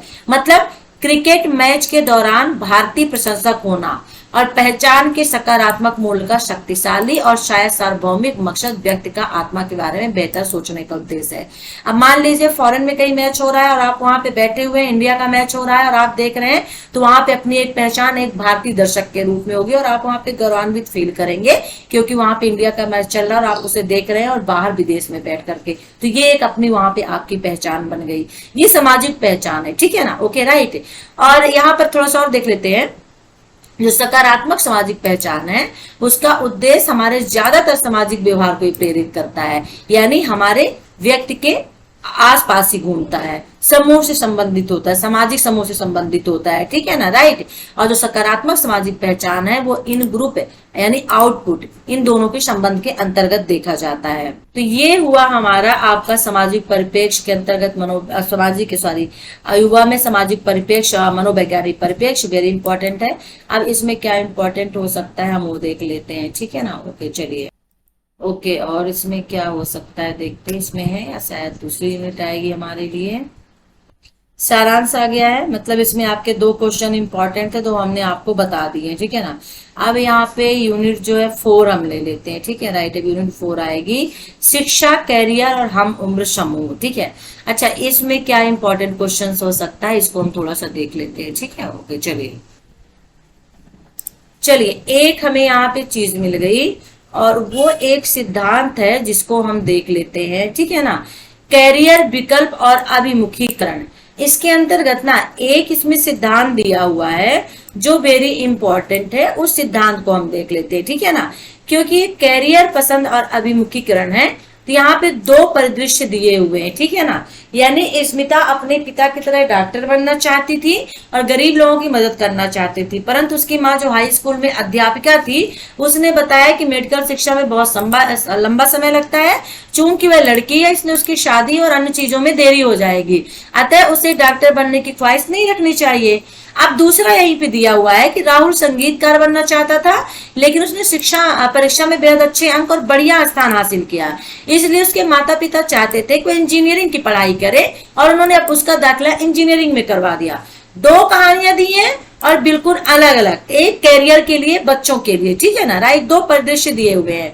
अब ये जो 2 दृश्य दिए हुए हैं इनमें लिंग, परीक्षा के अंक, माता पिता, हम उम्र साथियों का दबाव और कैरियर की स्थिति ऐसे कारक है जिनके बारे में कैरियर संबंधी निर्णय लेने के दौरान ये सबसे पहले विचार किए जाते हैं। जैसे लड़की थी इसलिए, और लड़की की शादी करना सही उम्र पे करना जरूरी होता है, इसलिए उसको डॉक्टर नहीं बनने दिया गया, उसकी माँ ने उसको बताया, तो यहाँ पे लिंग आ गया। दूसरा चीज यहाँ पे दबाव आया दूसरे वाले में, क्योंकि राहुल संगीतकार बनना चाहता था लेकिन परीक्षा में उसके अंक अच्छे आए, उसने अच्छे मार्क्स आ गए, तो उसके पिता ने उसको इंजीनियरिंग में दाखिला करवा दिया कि इतने अच्छे मार्क्स लेके तुम संगीतकार बनोगे, तुम्हें तो इंजीनियरिंग करना चाहिए। तो यहाँ पे फैमिली का दबाव आ गया। ये 2 चीजें हुई जो कैरियर में जनरली सामने आती हैं। तो कैरियर की पसंद 2 स्थितियों पर निर्भर करती है। एक तो वैकल्पिक कैरियर, विकल्पों की उपलब्धता जो श्रम बाजार, अर्थव्यवस्था, व्यक्ति की शिक्षा, कौशल आदि और लैंगिक भेदभाव पर निर्धारित होती है और इनसे प्रभावित होती है। और दूसरी जो होती है ना, व्यक्ति की प्राथमिकता, जो दृष्टिकोण होता है, योग्यता, रुचि, व्यक्तिगत, समकक्षी दबाव, ये सभी चीजें इसमें आता है, पारिवारिक पृष्ठभूमि, ठीक है ना। ओके, तो कैरियर के पसंद संबंधी अध्ययनों में कारकों का सबसे व्यापक रूप में इस्तेमाल किया जाने वाला वर्गीकरण कॉम्पेटर और फोस्टर का है, ठीक है ना, यहाँ पे रखा गया है। इन्होंने 3 कारक माने हैं, एक आंतरिक कारक यानी नौकरी में रुचि, काम में संतुष्टि, और दूसरा बाह्य कारक, नौकरी की उपलब्धता, वेतन, कैरियर की स्थिति, तीसरा अंतर्वैयक्तिक कारक माना है जिसमें समकक्षी दबाव, पारिवारिक रिश्ते आते हैं। यहाँ पे इंपॉर्टेंट है आपका हॉलैंड का व्यवसायिक, व्यक्तिगत और कार्य वातावरण सिद्धांत, और ये आपका क्वेश्चन है जो वेरी इंपॉर्टेंट है, ठीक है ना। हॉलैंड का व्यवसायिक व्यक्तित्व और कार्य वातावरण संबंधी सिद्धांत। तो क्वेश्चन हॉलैंड का व्यवसायिक व्यक्तित्व संबंधी सिद्धांत भी पूछ सकता है, तो ये वेरी वेरी इंपॉर्टेंट है। ये क्या है, इसको पढ़ लेते हैं। अब जो आपके राइटर हॉलैंड है उन्होंने व्यवसायिक व्यक्तित्व और कार्य वातावरण सिद्धांत दिया। ये सिद्धांत यह बताता है कि लोग अपने व्यक्तित्व वर्गीकरण के अनुकूल कैरियर विकल्प चुनते हैं, ठीक है ना, राइट। यानी व्यक्तित्व वर्गीकरण के अनुकूल जो उनका व्यक्तित्व, जो उनकी पर्सनालिटी होती है, उसी के अनुसार वो कैरियर चुनते हैं। तो हॉलैंड ने कहा कि लोगों को इन 6 व्यक्तिगत श्रेणियों के सम्मिश्रण से चिन्हित किया जा सकता है। यानी अब उन्होंने 6 श्रेणियां बना दी व्यक्तित्व को पहचानने की कैरियर के लिए, ठीक है। पहला उन्होंने क्या रखा, पहला उन्होंने रखा यहाँ पर यथार्थवादी, ठीक है। दूसरा रखा अन्वेषक, तीसरा कलात्मक, चौथा सामाजिक, 5वां उद्यमी और 6ठा पारंपरिक रखा। 7 उन्होंने बनाए शायद ना, सॉरी, और ठीक है, ओके सही है। तो व्यक्तित्व श्रेणियां उन गतिविधियों के अनुसार बदलती रहती हैं जो किसी व्यक्ति की क्षमताओं और दक्षताओं से संबंधित होती हैं। यानी व्यक्ति में कौशल कितना है, उसमें कैपेसिटी कितनी है, उसके हिसाब से जो व्यक्तित्व श्रेणियां होती हैं, जो भी ऊपर हमने बताया, वो बदलती हैं। कैरियर लेने के निर्णय बदलते रहते हैं। अब जैसे यहाँ पे देख लेते हैं कि यथार्थवादी व्यक्तित्व श्रेणी में व्यक्ति व्यवहारिक, उत्पादक और ठोस मूल्य होते हैं, ठीक है ना, यथार्थवादी में। और इन व्यवहारों के कारण मशीनों, औजारों और सामग्रियों के इस्तेमाल में सक्षमताएं पैदा होती हैं। तो जो जिसका व्यक्तित्व यथार्थवादी होता है वो व्यक्ति बिजनेसमैन बनता है, ठीक है ना, बिजनेस और उसका रुझान होता है, ठीक है ना। तो उसके व्यवहार के कारण मशीन, औजार, इन सामग्रियों को, मतलब उसमें जो कौशल होता है वो बिजनेस को लेकर के होता है, जो भी कौशल स्किल पाई जाती है। और अन्वेषक व्यक्तित्व जो दूसरा वाला आ गया श्रेणी में, ज्ञान के प्रलेखीकरण के उद्देश्य से विश्लेषणात्मक या बौद्धिक गतिविधियों और आम समस्याओं के समाधान समझने से जुड़ी हुई होती है। यानी अब अन्वेषक यानी खोज वाला हो गया। तो खोज का मतलब यही होता है कि वो व्यक्ति इंटेलिजेंट होगा, उसमें बुद्धि ज्यादा होगी और जो समस्याएं होंगी उनको समाधान करने की क्षमता उसमें ज्यादा होगी, ठीक है। जो कलात्मक वाला व्यक्तित्व होगा, जिसमें कलात्मक व्यक्तित्व होगा श्रेणी का व्यक्ति, उसमें नवीन और रचनात्मक क्षमताएं होती हैं। यानी नई चीज करने की, अर्जन सर्जन करने की क्षमता उसमें होती है, ठीक है ना। जैसे भाषा, कला और संगीत वगैरह हो जाता है, तो ये कलात्मक से हो गया। फिर सामाजिक श्रेणी में क्या होता है, सामाजिक श्रेणी के लोगों में अन्य लोगों के साथ उन्हें प्रशिक्षित करने, मदद करने, यानी समाज की मदद करने, जैसे बोलते हैं ना कि समाज की मदद करना, समाज में रह रहे लोगों की मदद करना, तो उन्हें ट्रेन करना, प्रशिक्षित करना, उनकी हेल्प करना, ये लोग सामाजिक श्रेणी वाले लोग पसंद करते हैं। तो यहाँ पे लोगों को डिवाइड किया गया इतने पार्ट में, और इसके परिणाम स्वरूप शिक्षण और परामर्श जैसे काम भी देते हैं और उसमें अपना एक मुकाम हासिल करते हैं। जो उद्यमी श्रेणी के लोग होते हैं ना, जनरली वो ऐसी एक्टिविटी करते हैं, उस एक्टिविटी की ओर आकर्षित होते हैं जीवन में औरों को प्रभावित करने की आवश्यकता होती है, जो और लोग देख के उनको उनकी ओर अट्रैक्टिव हो, प्रभावित हो। और इन व्यवहारों के परिणाम स्वरूप क्या होता है, नेतृत्व यानी लीडर का और उद्यमशीलता, दक्षताओं का यानी कि क्षमता का विकास होता है, स्किल का विकास होता है। तो पारंपरिक श्रेणी के लोग आंकड़ों से संबंधित गतिविधियों की तरफ आकर्षित होते हैं और जिनके परिणाम स्वरूप लिपिकी और व्यवसायिक दक्षताओं का विकास होता है, लिपिक वगैरह बनते हैं। तो वेरी इंपॉर्टेंट है, ये देख लीजिएगा, ठीक है। जैसे यथार्थवादी व्यक्तित्व हो गया, तो ये चीज हो गया, मशीनरी, भाग दौड़ और सकलकल पुर्जे वस्तुओं के साथ काम पसंद करना, निकाल कारखाने स्थापित करना, मार्केट बाजार वाला काम करना, इनको पसंद होता है। अन्वेषक, इन्वेस्टिगेटिव वाले क्या करते हैं, गणित विज्ञान, जो गणित विज्ञान, साइंस और मैथ लेते हैं वो अन्वेषक के रूप में आते हैं, और ठीक है ना, जो भी समस्याएं होती है उनको चुटकियों में सॉल्व कर देते हैं और नए नए ये खोज करते हैं, ठीक है ना, राइट। साइंटिस्ट वगैरह बनते हैं, ठीक है ना, थीसिस वगैरह, शोध वगैरह करते हैं, ये इसके अंतर्गत आते हैं। फिर पारंपरिक वाले में क्या होता है, पारंपरिक वाले में लिपिकी और गणितीय संबंधी क्षमताएं इनमें आती हैं, बंद कमरों में काम करते हैं, ठीक है ना, लोगों और विचारों को या शब्दों संख्याओं पर ध्यान करते हैं। कलात्मक में रचनात्मक, सृजनात्मक क्षमताओं का विकास होता है, वस्तुओं के बजाय विचारों को पसंद करते हैं, जो भी ऊपर बताया वही सभी चीजें यहाँ पर बताई गई, ठीक है। तो इसको देख लीजिएगा, व्यवसायिक पसंद का सिद्धांत हालैंड का है, वेरी वेरी इंपॉर्टेंट है, इन 6 चीजों को रट लीजिएगा, ठीक है, राइट। इसको एक्सप्लेन कर दीजिएगा। अब ये ना हालैंड ने कैरियर रुझान के 2 प्रकार बताए, एक प्रोटियन बताया यानी नया कैरियर रुझान, और दूसरा पारंपरिक बताया, पारंपरिक यानी कि जो बहुत पहले से चला आ रहा हो। तो हाल ने अपनी 1976 में प्रोटियन कैरियर की व्याख्या की, और हाल के अनुसार प्रोटियन कैरियर वह कैरियर है जिसमें संगठनात्मक के बजाय स्वयं के व्यक्तित्व पर, मूल्यों पर ध्यान दिया जाता है, ठीक है ना। और यहाँ पे अगर हम पारंपरिक की बात करते हैं तो पारंपरिक का मतलब होता है परंपरा से चल रहे हैं कैरियर, ठीक है ना। और जैसे इसमें वेतन देखा जाता है, सम्मान देखा जाता है, पदोन्नति वगैरह देखी जाती है, ठीक है, जो परंपरा से हमारे जुड़े हुए होते हैं, तो ये हो जाता है। इसको देख लीजिएगा, वेरी वेरी इंपॉर्टेंट है आपका, ओके। अब यहाँ पे आपके लिए क्या है, सॉरी, चलते चलते समकक्षी समूह का समाजीकरण तंत्र क्या कहलाता है। समकक्षी यानी समेज वाले, आपके साथ जो रहते हैं, पढ़ते हैं, और सामाजिक तंत्र का मतलब होता है जब आप समाज से घुल मिल जाते हैं, उसके संस्कृति से, उसके मूल से, उसके रीति रिवाज से, परंपराएं से अच्छी तरह से वाकिफ हो जाते हैं, पहचानने लगते हैं, उसको आत्मसात कर लेते हैं, एक्सेप्ट कर लेते हैं। ये सामाजिकरण कहलाता है, ठीक है ना, राइट। तो समकक्षी समूह, परिवार और स्कूल के प्रभाव से परे सामाजिकरण में योगदान देने वाला महत्वपूर्ण एजेंट है, और समकक्षी निश्चित तंत्रों के माध्यम से एक दूसरे में सामाजिकरण करते हैं, जैसे सुदृढ़ीकरण करना, मॉडलिंग, दंड और प्रशिक्षुता। ये 3-4 चीजें इसमें देखी गई हैं। अब इन चारों को यहाँ पे एक्सप्लेन कर दिया गया, ठीक है ना। शुद्धिकरण क्या होता है, यानी बच्चे और युवा दोनों चाहते हैं कि उनके व्यवहार, जैसे कपड़ों की समझ, भाषा, शैक्षिक निष्पादन, रुचियां, जो मूल्य भी हैं उनको स्वीकार किए जाए और उनको माना जाए। और इसी तरह बच्चे और किशोर जो होते हैं ना, जो उनके हम उम्र के लोग होते हैं, उनके व्यवहार को स्वीकार किया जाए, ठीक है ना। तो व्यवहार किसी अन्य दोस्त के प्रति दया भावना या आक्रामकता का कार्य हो सकता है। जो बच्चा चाहता है कि उसके दोस्त के व्यवहार को स्वीकार किया जाए, तो उसके दोस्त का जो व्यवहार है वो सही भी दया भावना का भी हो सकता है, दूसरों पे दया रखना, या आक्रामकता का भी, गुस्से का भी हो सकता है, ठीक है, राइट। इसमें रहस्य, प्रशंसा है, खेल गतिविधियां सभी शामिल की जाती हैं।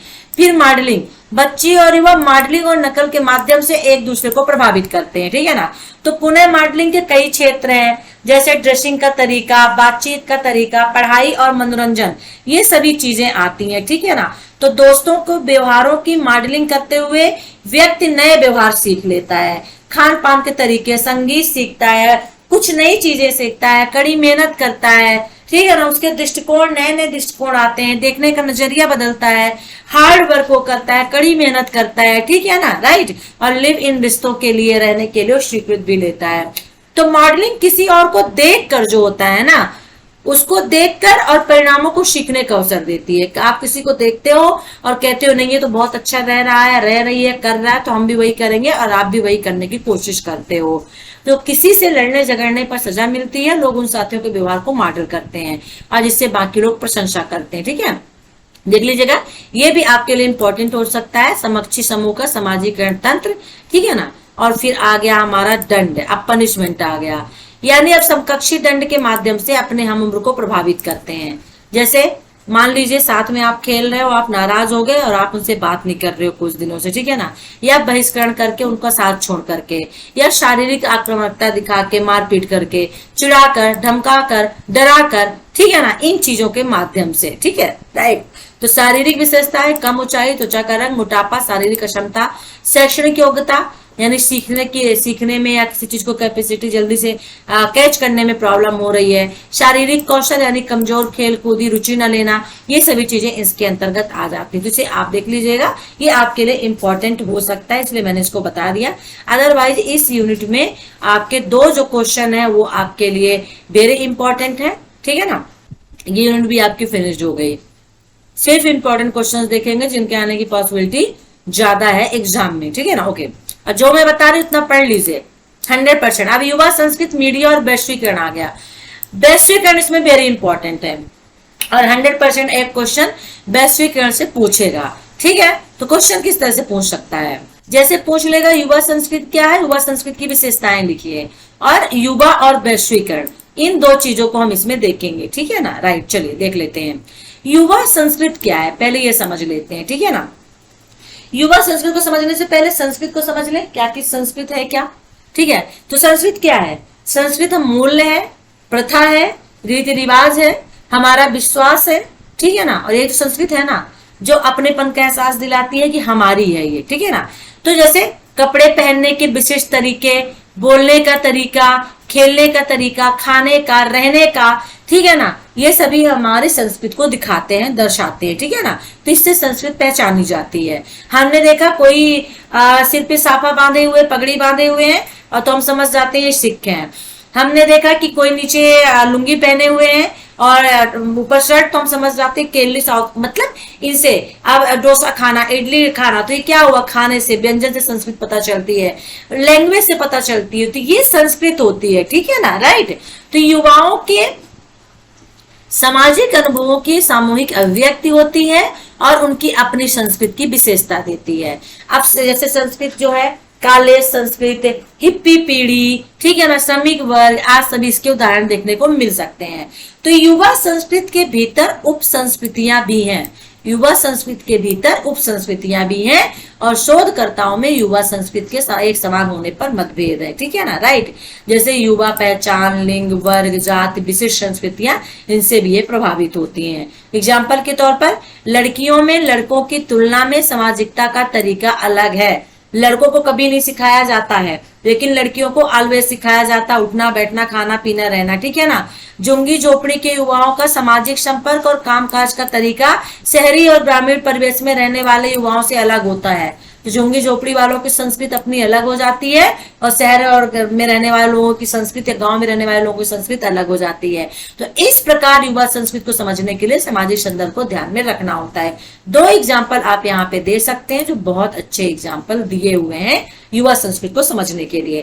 तो युवा संस्कृति के विकास में आयु का भी महत्वपूर्ण रोल होता है, ठीक है। अब किस तरह से इसका रोल होता है, तो युवावस्था बचपन से किशोरावस्था, किशोरावस्था से वयस्कता में बदलती है और बच्चों और किशोरों के रूप में विद्यालय प्रक्रिया का हिस्सा होता है। फिर उसके बाद कॉलेज वगैरह शुरू हो जाता है और वो अपने माता पिता सदस्यों पर निर्भर होते हैं। तो इम्पोर्टेंट ये नहीं है, इम्पोर्टेंट ये है कि युवा संस्कृति क्या है, जो हमने यहाँ पे ये पढ़ लिया। अब युवा संस्कृति की हम यहाँ पर क्या बात देखते हैं, यहाँ पे विशेषताएं देख लेते हैं जो वेरी वेरी इंपॉर्टेंट है, ठीक है ना। ओके, चलिए युवा संस्कृति की विशेषताएं। सबसे पहली विशेषता पीढ़ीगत चेतना, ठीक है ना, यानी कि युवा संस्कृति को पीढ़ीगत चेतना की भावना से देखा जाता है, पहचाना जाता है, ठीक है ना। जैसे एग्जाम्पल के तौर पर जब उदारीकरण हुआ 1991 में, उदारीकरण के बच्चे, जब उदारीकरण हुआ और उदारीकरण के बाद जो आर्थिक सुधार हुआ, उसके बाद जो बच्चे पैदा हुए उनको भारतीय बच्चों की एक पीढ़ी है वो, ठीक है ना, पैदा हुए बच्चे। और वे ऐसे समय भारत में पैदा हुए थे जब दुनिया के लिए अर्थव्यवस्था के खुलने के कारण व्यापक आर्थिक, तकनीकी और सामाजिक परिवर्तन हुए। जैसे बोलते हैं कि हम 21वीं सदी के हैं, ठीक है ना, हम 21वीं सदी के बच्चे हैं। तो क्या हुआ ये, यानी एक उनको नया पहचान मिला। अब ये 21वीं सदी की एक पीढ़ी चल गई, ठीक है ना। आगे भी आप जाओगे तो आप यही बोलोगे कि हम 21वीं सदी के बच्चे हैं कोई, ठीक है ना। तो जब किसी पर्टिकुलर चीज से कोई चीज जानी जाए वो होता है पीढ़ीगत चेतना। तो ये उदारीकरण की पीढ़ी उनमें पहले के लोगों से अलग है क्योंकि उन्होंने आत्मसंयम और समाजवाद के संरक्षणवाद, यानी अब देखिए उदारी पीढ़ीगत चेतना मतलब एक जो जनरेशन आती है उसकी अपनी थिंकिंग, अपनी थॉट अलग होती है। उस समय की जनरेशन ने, उस समय की पीढ़ी ने जो चीज देखा होगा, हो सकता है थोड़ी गरीबी देखी हो, अनडेवलपमेंट चीजें देखी हो, सभी चीजें इतने अच्छे से ना देखी हो जो आज के टाइम में है। यही होता है पीढ़ीगत चेतना। अब जैसे यहाँ पर देख लेते हैं, क्योंकि अब विभाजन की हिंसा, आपातकाल, राजनीतिक उत्पीड़न, जैसे एग्जाम्पल के तौर पे आप इजीली समझ लीजिए कि जब देश आजाद नहीं था उस समय के जो लोग थे वो उनकी पीढ़ी थी। उन लोगों ने जो चीजें देखा, जो भुगता, जो जाना। अब आज की न्यू जनरेशन हम लोग हैं, तो ये हम लोग की पीढ़ी है। हम लोग उन चीजों को फील नहीं किए हैं, लेकिन पढ़ के फील कर सकते हैं, देख सकते हैं, समझ सकते हैं, लेकिन फील नहीं किया उस चीज को, और उन लोगों ने फील किया। ये पीढ़ीगत होता है, ठीक है ना, पीढ़ी के हिसाब से, यानी बाय जनरेशन जिसको बोलते हैं उसके हिसाब से, ठीक है। तो उस जो जिस जनरेशन में होता है उस जनरेशन की चीजों को जीवंत करता है, देखता है, ठीक है। और ये दोनों एक दूसरे से अलग होती हैं। फिर वर्ग विशिष्ट संस्कृति और लिंग के साथ युवा जीवन शैली का संबंध। युवा संस्कृतियां अक्सर किसी वर्ग विशिष्ट या विशिष्ट संस्कृति और लिंग से उपजे प्रतिरोध की अभिव्यक्तियां होती हैं। सपोज दैट 19वीं शताब्दी में ऑस्ट्रेलिया में वर्ग आधारित युवा संस्कृति का एक उदाहरण यहाँ पे ले लीजिए, ठीक है ना, लारिकनवाद था, ठीक है ना। क्या था? लारिकनवाद। लारिकनवाद क्या कहलाता है? इसका मतलब होता है मजदूर वर्ग के उन युवाओं से जिनकी सिडनी प्रेस और पुलिस द्वारा काफी आलोचना की गई थी क्योंकि वे अपमान, शारीरिक हमले, घृणा दंगे के रूप में मानवीय हस्तक्षेपों के हमले करते थे और गिरफ्तारी से बचने का प्रयास करते थे, ठीक है ना। तो लारिकिन संस्कृति जो है और जो उस समय के द्वारा अति लैंगिकता और चटक वेशभूषा, शराब पीना, नृत्य, जुआ, हिंसक खेलों जैसे से, मतलब लारिकिन संस्कृति जो थी उसकी एक अलग पहचान थी। देखिए, यानी कि आप कह सकते हैं मॉडर्न होना, वो शराब पीते थे, बहुत चटक वाले मतलब बहुत तड़कीले कपड़े पहनते थे, डांस करते थे और जुए वगैरह खेलते थे, हिंसा करते थे, लड़ाई झगड़े, मारना, कत्लेआम, ये सभी चीजें, दंगे फैलाना, ये सभी काम उनका होता था। ठीक है ना, एक गिरोह था। ठीक है, तो ऐसे संगठन की संस्कृत के रूप में, तो इनको एक संस्कृत के रूप में ही देख लिया गया क्योंकि एक संगठन था। आप नस्लवाद ले लीजिए, आप एक तरह से बोल दीजिए नस्ली वाले जो होते हैं, ये लोग होते हैं, ये क्या है, इनका एक संगठन होता है, संस्कृत होता है, उसी को वो फॉलो करते हैं। ठीक है ना, राइट। तो यहाँ पर स्मिथ ने बताया कि लार्किंस बेहतर मजदूरी सुविधा और काम के समान अनुभव को सुधारने के लिए आंदोलन नहीं कर रहे थे, बल्कि वे पूंजीवादी कार्य नैतिकता को ही खारिज कर रहे थे। तो ये हुआ वर्ग विशिष्ट संस्कृत। ठीक है ना, और लिंग के साथ युवा जीवन शैली का संबंध। फिर विशिष्ट संस्कृत आधारित युवा संस्कृत। अब ये विशिष्ट संस्कृत और युवा संस्कृत क्या है? तो विशिष्ट संस्कृत और आधारित युवा संस्कृत का एक अन्य उदाहरण जो है हिप हॉप है, और ये अफ्रीकी प्रवासियों का काव्य संगीत है, गाना है। ठीक है ना, और नस्लवाद और भेदभाव के खिलाफ अफ्रीकी वंशज के युवा की अभिव्यक्ति, जो अफ्रीका में अफ्रीकी जो वंशज है, अफ्रीका में रहने वाले के जो युवा लोग हैं अभी के, उनकी अभिव्यक्ति है किसके माध्यम से? गाने के माध्यम से, हिप हॉप के माध्यम से। ठीक है ना, तो ये विशिष्ट और आधारित युवा संस्कृत है, सॉरी युवा संस्कृत। तो युवा संस्कृतियां लिंग आधारित भूमिकाओं और युवाओं के अभिव्यक्ति का माध्यम होती हैं। जैसे मोटरसाइकिल समूह इस बात के उदाहरण है कि किस तरह मोटर बाइक का इस्तेमाल एक विशेष तरह के पौरुष को व्यक्त करता है, क्योंकि मोटरसाइकिल जो है वो सिर्फ कौन चलाता है? पुरुष चलाता है, तो वो पौरुषता को दिखाता है। ठीक है ना, पुरुष के। राजनीतिक सांस्कृतिक युवा समूहों में स्त्रियों की उपस्थिति पर बहुत कम उपलब्ध है, कम काम उपलब्ध है। अब यहाँ पे राजनीति में भी देखा जाए तो स्त्रियां बहुत कम है, पुरुष ही उनको संभाल के रखे हैं। ठीक है ना, तो ये कहलाता है यहाँ पर विशिष्ट संस्कृत और युवा संस्कृत। ठीक है, ओके। लेकिन आजकल सभी में स्त्रियों की भागीदारी जो है वो बन रही है, चाहे वो राजनीतिक हो, सांस्कृतिक हो या आर्थिक हो। प्रति संस्कृति, काउंटर कल्चर, यानी युवा संस्कृति को अक्सर प्रमुख संस्कृति के प्रतिरोध के रूप में चिंतित करना। जो मेन उनकी संस्कृति होती है जस्ट उसके अपोजिट। ठीक है ना, और इसके व्यवस्था के विरुद्ध अभिभावक विरोधी संस्कृति के रूप में देखा जाता है। ठीक है, तो यहाँ पर उप संस्कृति के जो युवा होते हैं, युवा सदस्य होते हैं, इनको लगातार ऐसे तंत्र के विकास के लिए प्रयास करते हुए देखा जाता है जिससे वे श्रम के तौर तरीकों के लिए जगह बना सके जो वयस्क दुनिया के प्रतिकूल है। तो इसे देख लीजिएगा थोड़ा सा, क्योंकि यहाँ पर ये वेरी इंपॉर्टेंट है। युवा संस्कृति की विशेषताएं, जीवन शैली भी इसमें दिया हुआ है। ठीक है ना, तो उपभोग की कुछ विशेष वस्तुएं जैसे कि डेनिम जीन्स या चमड़े की जैकेट या मोटर बाइक युवा संस्कृतियों की उप संस्कृत शैली के केंद्रित तत्व है। तो संस्कृत का मतलब क्या होता है? वही है खान पीन, रहन शैली, जीवन जो हम हमारे किसी एक विशेष चीज को संदर्भित करती है, दिखाती है। तो यही जो संस्कृत है ना, हमारा पहनावा, हमारा खान पीन, हमारा रहन, हमारा शहना, हमारे मूल, हमारे रीति रिवाज, ये संस्कृत है। ठीक है ना, और उसी के अंतर्गत आने वाली चीजें उसकी विशेषताएं हो जाती। ठीक है, राइट। जैसे यहाँ पे फिर देखिए दे दिया, मोटरसाइकिल गैंग के सदस्यों का व्यवहार होता है कि मोटर बाइक पुरुष केंद्रित होता है। ठीक है ना, स्वतंत्रता, लापरवाही, कानून का उल्लंघन का प्रतिनिधित्व करती है। तो ये इसमें देख लीजिएगा। मास मीडिया, प्रौद्योगिकी और उपभोक्तावाद का प्रभाव। तो मास मीडिया, संगीत और फैशन जैसे सांस्कृतिक उद्योगों का प्रभाव भी इन पर पड़ता है युवा संस्कृति पर।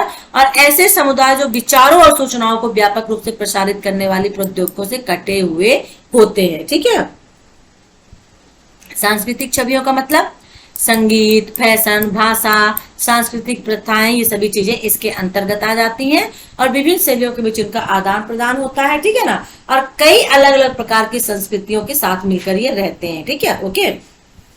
और एक ही समय में कई प्रकार की संस्कृतियों से प्रभावित होते हैं। प्रमुख संस्कृति को विकसित करने में मदद करना। तो युवा सांस्कृतिक प्रथाएं, शनक, भाषा आदि अनिवार्य रूप से समग्र समाज की संस्कृति तक पहुंचती हैं। ठीक है, और जो प्रमुख संस्कृति होती है उसको विकसित करने में भी ये काम निभाती हैं।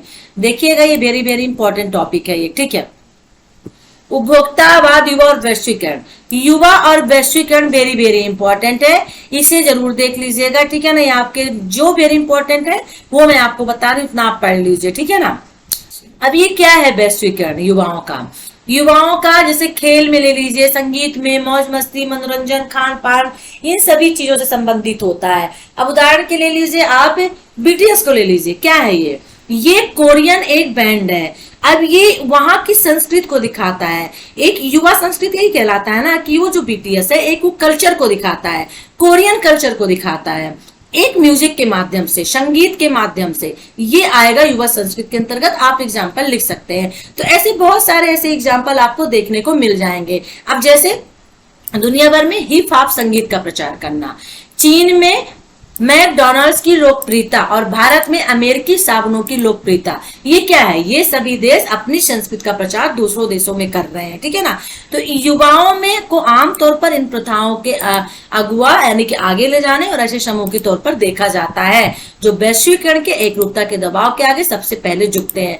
तो जनरली क्या होता है, हमारे जो इंडियन युवा है, हमारे देश के युवा है, वो अपनी साबुन को, अपने इंडियन प्रोडक्ट को एक्सेप्ट नहीं करते हैं, फॉरेन के प्रोडक्ट को बहुत ज्यादा वो गर्व महसूस करते हैं कि मैं वो प्रोडक्ट यूज करता हूं जो फॉरेन है। तो वो वहां की संस्कृति को, वहां के कल्चर को अपना रहे हैं। तो हो सकता है इसी तरह से कहीं दूसरे देश में बैठे हुए लोग हमारी संस्कृति, हमारे कल्चर को, हमारी इस चीज को अपना रहे होंगे। ये वैश्वीकरण होता है जब विश्व स्तर पर इन चीजों का आदान प्रदान होने लगता है। तो इस वैश्वीकरण का स्वरूप मूल रूप से अमेरिकीकरण से बधा हुआ है, ठीक है, राइट।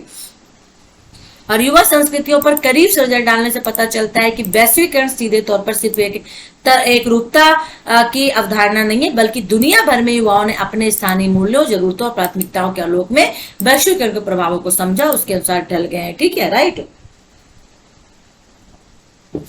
अब आप देख लीजिए, भारत में ही, उत्तर भारत में युवाओं के बीच में संगीत का लोकप्रिय रूप भांगड़ा, पॉप, फ्यूजन संगीत उदाहरण है।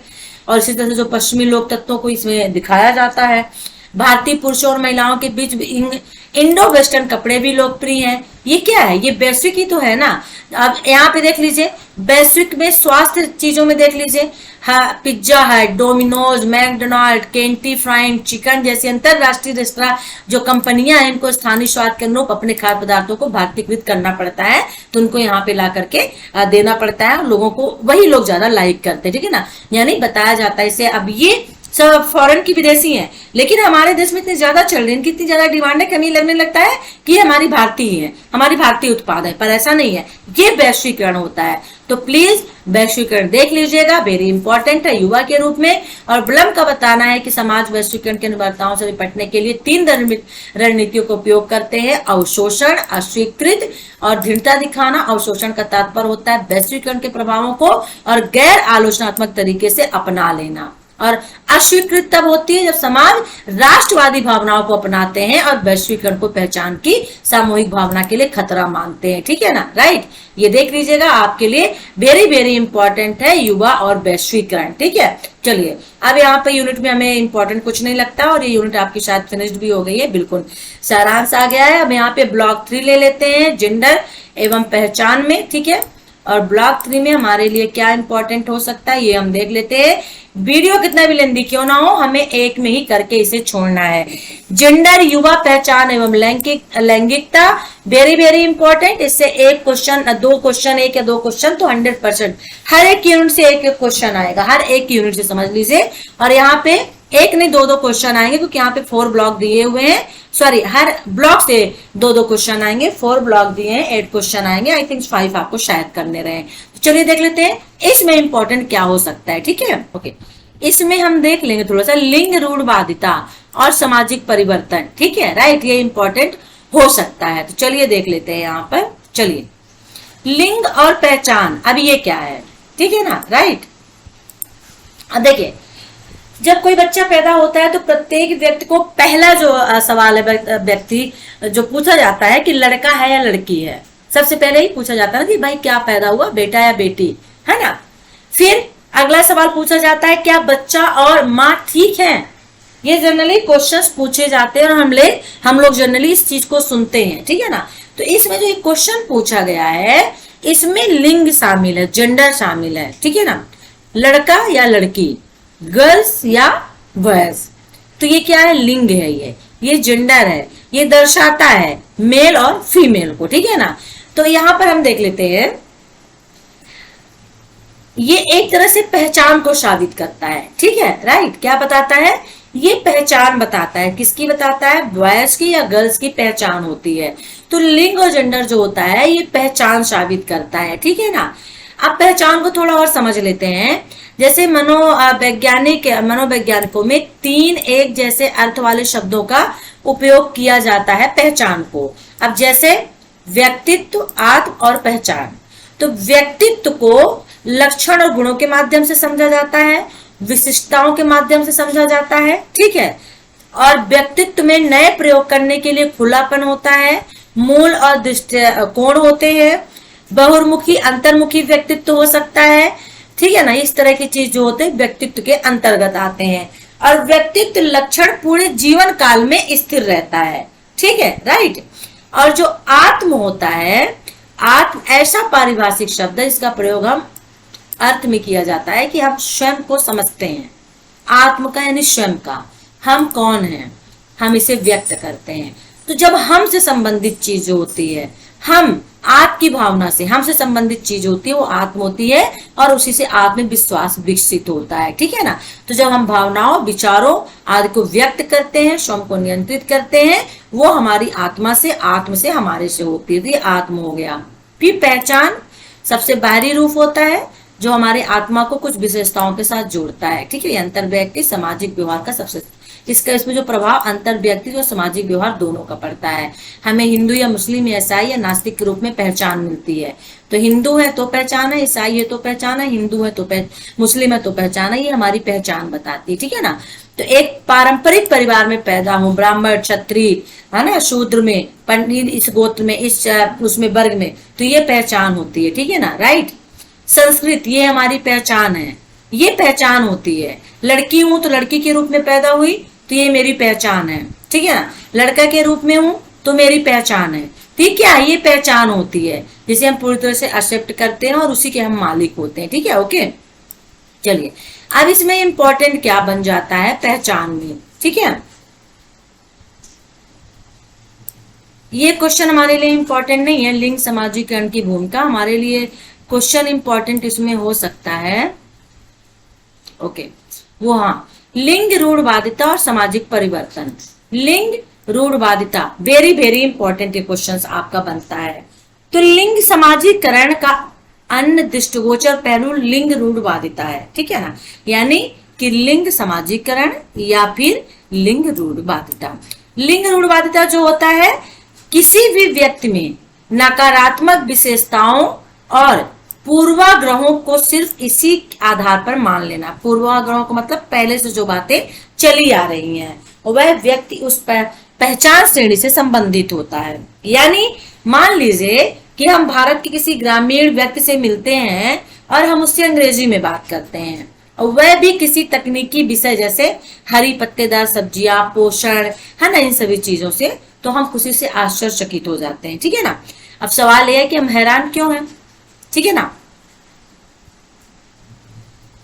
क्योंकि हमने कभी नहीं सोचा था कि भारत में कोई व्यक्ति, कोई ग्रामीण व्यक्ति अंग्रेजी बोल सकता है, ठीक है। हरी पत्तेदार सब्जियों से पोषण संबंधी चीज के बारे में जानकारी दे सकता है, ठीक है। तो हमें किसी व्यक्ति से मिलने से पहले उसके बारे में राय क्यों बना ली, ये होता है, ठीक है ना, राइट। तो हमने क्या किया, उसके प्रति पहले राय बना ली, ये गांव का है और इसे अंग्रेजी भी नहीं आती होगी और चीजों के बारे में इसे नॉलेज भी नहीं होगा। लेकिन ऐसा हुआ नहीं, उससे इंग्लिश भी आ रही थी, उसको नॉलेज भी उस चीज का था, ठीक है ना। तो इसका जवाब मनोवैज्ञानिकों ने दिया, और मनोवैज्ञानिक कहता है कि मानव मानस एक रूढ़िबद्ध धारणा है, यानी जो एक स्ट्रेटेजी है जो बहुत पहले से चली आ रही है, ठीक है।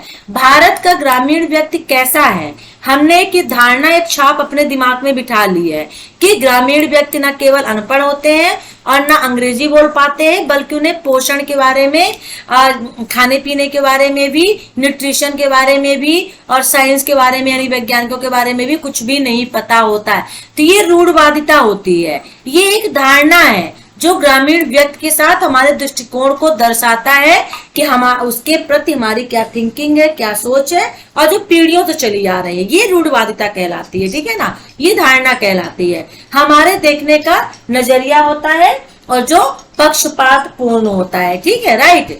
तो हम अपनी रूढ़ियों की समीक्षा किए बगैर विभिन्न जाति, धर्म, वर्ग, नस्ल के लोगों के साथ नियमित रूप से संपर्क में आते हैं और उनको गलत मान लेते हैं। ठीक है, और ये उनके प्रति अन्याय होता है। ठीक है, तो ये रूढ़वादिता होती है और ये धारणा होती है, यही लिंग में देखी जाती है। ओके, हमारे समाज में बहुत सारी ऐसी जो अप्रमाणिक धारणाएं है, ठीक है ना, जैसे महिला विज्ञान और गणित को सही तरीके से पढ़ नहीं सकती है, उनका इंटरेस्ट साइंस और मैथ में नहीं होता है।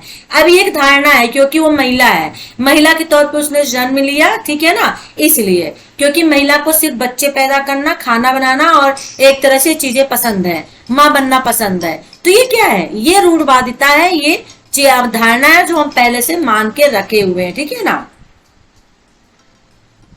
और हमें आश्चर्य तब होता है जब हम किसी महिला से मिलते हैं और वह कहती है कि मैं गणित में सभी लड़कों से बेहतर हूं, या मैं मां बनना नहीं चाहती है, मुझे कोई रसोई में काम करना पसंद नहीं है। तो हमें लगता है कि निश्चित रूप से यह पारिवारिक दोष होगा, जो परिवार में उसे अच्छी चीजें, अच्छे मतलब कैसे बोलते हैं कि अच्छे संस्कार दिए नहीं गए हैं।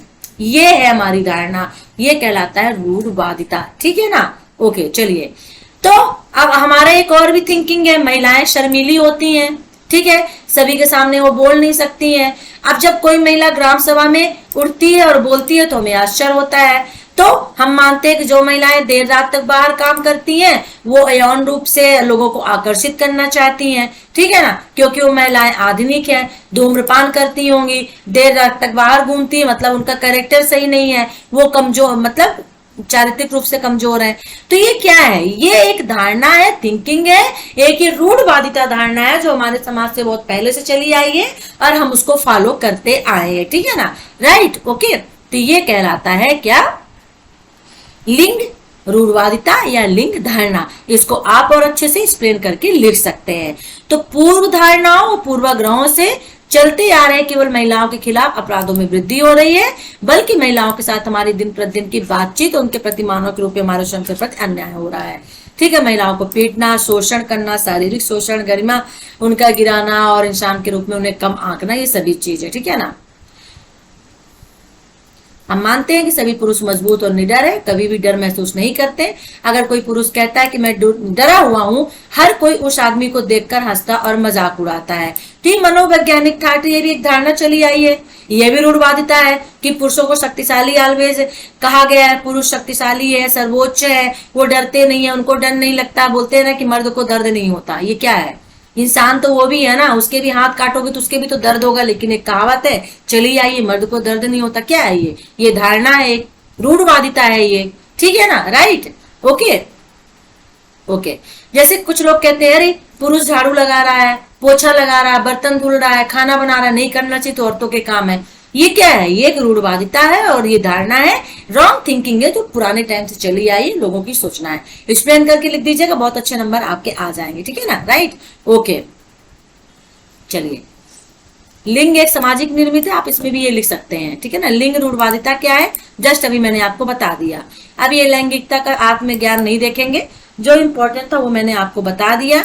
लैंगिक किशोरावस्था और शारीरिक छवि भी हम नहीं देखेंगे, इसमें और क्या इंपॉर्टेंट हो सकता है, स्वास्थ्य लैंगिकता भी नहीं देखेंगे। ओके, बस स्वास्थ्य लैंगिकता का मतलब क्या होता है, जीवन के सिद्धांतों की सराहना है, यानी जीवन से जुड़ना, जीवन की प्रक्रिया में सौंदर्य लाना। ठीक है ना, ये सभी चीजें, संगीत, नृत्य, पेंटिंग, सुख, ये सभी स्वास्थ्य लैंगिकता के अंतर्गत आ जाते हैं। बस माइंड में रख लीजिए, दिया है, सारांश आ गया, ये भी यूनिट खत्म हो गई। इसमें एक क्वेश्चन आपके इंपॉर्टेंट थे, वो हमने आपको बता दिए हैं। ओके, युवा पहचान एवं वैश्वीकरण, फिर से दोबारा आ गया, युवा पहचान एवं वैश्वीकरण दिया, लेकिन इसमें क्वेश्चन कुछ और भी दिया हुआ है, तो देख लीजिए। वैश्वीकरण, युवा और बदलती संस्कृति, ये वेरी वेरी इंपॉर्टेंट है यहाँ पर। और एक ये भी है, वैश्वीकरण जो है युवा और उनके कार्य तरीके, यानी वैश्वीकरण युवा और उनकी बदलती संस्कृति, और वैश्वीकरण ने युवा के कार्य तरीकों को किस प्रकार से प्रभावित किया है। ये दो क्वेश्चन इस यूनिट में आपके इंपॉर्टेंट बन जाते हैं। तो चलिए इसको हम देख लेते हैं। ठीक है, ओके। युवा और पहचान शुरू से पढ़ते आए हैं, तो इस पे हम बिल्कुल भी नहीं जाएंगे। युवा क्या है, पहचान क्या है, ये हम ऑलरेडी पढ़ चुके हैं। क्वेश्चन आता है तो आप बड़े आराम से इसको लिख सकते हैं। तो यहाँ पे हम क्वेश्चन वही लेंगे अब जो इसमें हमें इंपॉर्टेंट होंगे। ठीक है ना, ओके चलिए। अच्छा, युवा पहचान और वैश्वीकरण पर प्रभाव, ठीक है ना। इसका क्या प्रभाव पड़ा ये थोड़ा सा हम यहाँ पर देख लेते हैं। हो सकता है ये क्वेश्चन आपके लिए इंपॉर्टेंट हो सकता है कि युवा पहचान पर वैश्वीकरण का क्या प्रभाव पड़ा। हालांकि जो अभी मैंने आपको हिप हॉप और बीटीएस वगैरह बताया था ना, वैश्वीकरण का ना, पिज्जा, डोमिनोन, ये सभी इसके अंतर्गत आप लिख सकते हैं, ये इसी के अंतर्गत आ जाएगा। ठीक है ना, एक्सप्लेन करके लिख दीजिएगा, कुछ नहीं, वैश्वीकरण का प्रभाव यही पड़ा। ठीक है, यहाँ पे स्टार्टिंग से दिया हुआ है, उपनिवेशवाद से दिया हुआ है, किस तरह से उपनिवेशवाद आया, लोगों के जीवन में कौन कौन से परिवर्तन आए, लोग पहले अपनी संस्कृति को मानते थे, पूछते थे, धीरे धीरे जब अंग्रेज यहाँ पर आए उनकी संस्कृति को मानने लगे, उनके कल्चर को अपनाने लगे, पाश्चात्य सभ्यता को अपनाने लगे, उन्हें वेस्टर्न शैली को अपनाने लगे, उन्हें वेस्टर्न पाश्चात्य सभ्यता के नाम से जाना जाने लगा। धीरे धीरे समय परिवर्तन हुआ, बदला, और आज की जो युवा पीढ़ी है, जो वैश्वीकरण हुआ है, जो एक तरह से सभी संस्कृतियां अपनी घुल मिल गई हैं, विश्व में जितने भी देश हैं सभी अपनी संस्कृतियों को साझा कर रहे हैं, एक दूसरे से मिल रहे हैं, अपनी पहचान बना रहे हैं। तो वैश्वीकरण जो है युवा पहचान को गहराई से प्रभावित करता है। ठीक है ना। अब यहां पर है कि युवा पहचान और वैश्वीकरण के विभिन्न पहलुओं पर नजर डालें। तो पहला है वैश्वीकरण, प्रौद्योगिकी और युवा इसके अंतर्गत आ जाएगा। ठीक है, वैश्वीकरण, युवा और बदलते कार्य तरीके, ये भी एक क्वेश्चन पूछ सकता है, अलग से पूछ सकता है, तो इसको थोड़ा सा देख लीजिएगा, ये इंपॉर्टेंट हो सकता है। अब इसमें वैश्वीकरण प्रक्रिया, क्योंकि आप वही कर रहे हो, आपसे क्वेश्चन 100% कार्य तरीके पूछ सकता है, क्योंकि आप ऑनलाइन पढ़ रहे हो। ठीक है ना, दूरस्थ शिक्षा आपकी है, तो वैश्वीकरण प्रक्रिया के हिस्से के रूप में शिक्षा के तरीके बदल गए हैं। ठीक है ना, तो यहाँ पे शिक्षा के तरीके क्या बदले, दूरस्थ शिक्षा हो गई, वीडियो और ऑडियो प्रारूप के माध्यम से आपकी पढ़ाई होने लगी, ऑनलाइन शिक्षा होती है, और भी बहुत सारे क्षेत्र होते हैं जहां से आप बहुत सारी जानकारियां और बहुत सारे ज्ञान प्राप्त करते हैं। ठीक है ना, तो ज्ञान और परिचित क्षेत्रों के संदर्भों के बारे में जानकारी प्राप्त करते हैं, एक से अधिक भाषा आप यहाँ पे बोलते हैं, घर से दूर भी आप रहते हैं, तो बहुत से ऐसे कारक होते हैं, शिक्षा और रोजगार को भी प्रभावित करते हैं। ठीक है ना, राइट। तो ये सब चीजें आप यहाँ पे एक्सप्लेन करके लिख दीजिए। वैश्विक दुनिया में कामकाज के तरीके में बदलाव आया है। अतीत की तुलना में जब किसी के लिए नौकरी हासिल करना और फिर इसी में जिंदगी बिता देना सामान्य व्यवहार था, लेकिन आजकल के टाइम में युवा लगातार नौकरी बदलते रहते हैं। वो कहते हैं हमको इस जॉब में मजा नहीं आ रहा है, अच्छा नहीं लग रहा, तो मैंने दूसरी जॉब कर ली, बदल लिया। तो कुछ विशेष क्षेत्रों में बदलाव तेजी से होता है, जैसे ITI क्षेत्र में, जहां लोग अंतरराष्ट्रीय टीमों में काम करते हैं और अलग अलग समय के अनुसार काम करते हैं और लचीले समय के हिसाब से काम करते हैं, और समय आने पर वो क्या करते हैं, अपने आप को बदल लेते हैं। तो निश्चित समय में कामकाज करना, काम करने की निश्चित अवधि होती है। एक तो उनके पास बाउंडेशन भी होती है कि 2 साल 3 साल 4 साल के लिए वो जो होते हैं कॉन्ट्रैक्ट बेस पे होते हैं, और उसके बाद ऑलरेडी उनकी जॉब छूट जाती है, तो दूसरा उनको जॉब करना पड़ता है, तो उस समय आने के पहले ही वो जॉब छोड़ देते हैं। ठीक है ना, तो सकारात्मक पहलू देखें तो अंतरराष्ट्रीय कार्य संस्कृति और नया ज्ञान उनको मिलता है।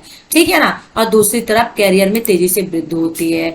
लेकिन युवा काम की पहचान जो होती है वो कुछ समय के लिए होती है, असुरक्षित हो जाते हैं क्योंकि उनकी नौकरियां कभी सुरक्षित नहीं होती हैं। ठीक है ना, तो ये चीज आ रही युवा और कार्य तरीके में। ठीक है ना, युवा और बदलते कार्य तरीके क्या है। ठीक है ना, युवा और बदलती संस्कृति, ये सभी चीजें देख लीजिएगा, ये सभी चीजें आपके आएंगी इसके अंतर्गत। किसके अंतर्गत आएंगी, सॉरी, युवा पहचान पर वैश्वीकरण का क्या प्रभाव पड़ा, यदि क्वेश्चन पूछता है तो फिर उसके अंतर्गत ये प्रभाव देखने को मिले हैं। ठीक है ना, और इनमें से भी अलग क्वेश्चन पूछ सकता है, जिनमें से युवा और बदलते कार्य तरीके क्या है, और साथ में बदलती संस्कृति, दो चीजें हैं जो वेरी इंपॉर्टेंट है। संस्कृत तो आप वही लिखिएगा जो मैंने ऊपर आपको बताया था। ठीक है ना, राइट। तो ये दो जो क्वेश्चन है इसमें से वेरी इंपॉर्टेंट है, इन्हें आप देख लीजिए, बस हो गया। ठीक है, मैं इस कम टाइम में इंपॉर्टेंट क्वेश्चंस लेके आ रही हूँ। ठीक है ना, ओके।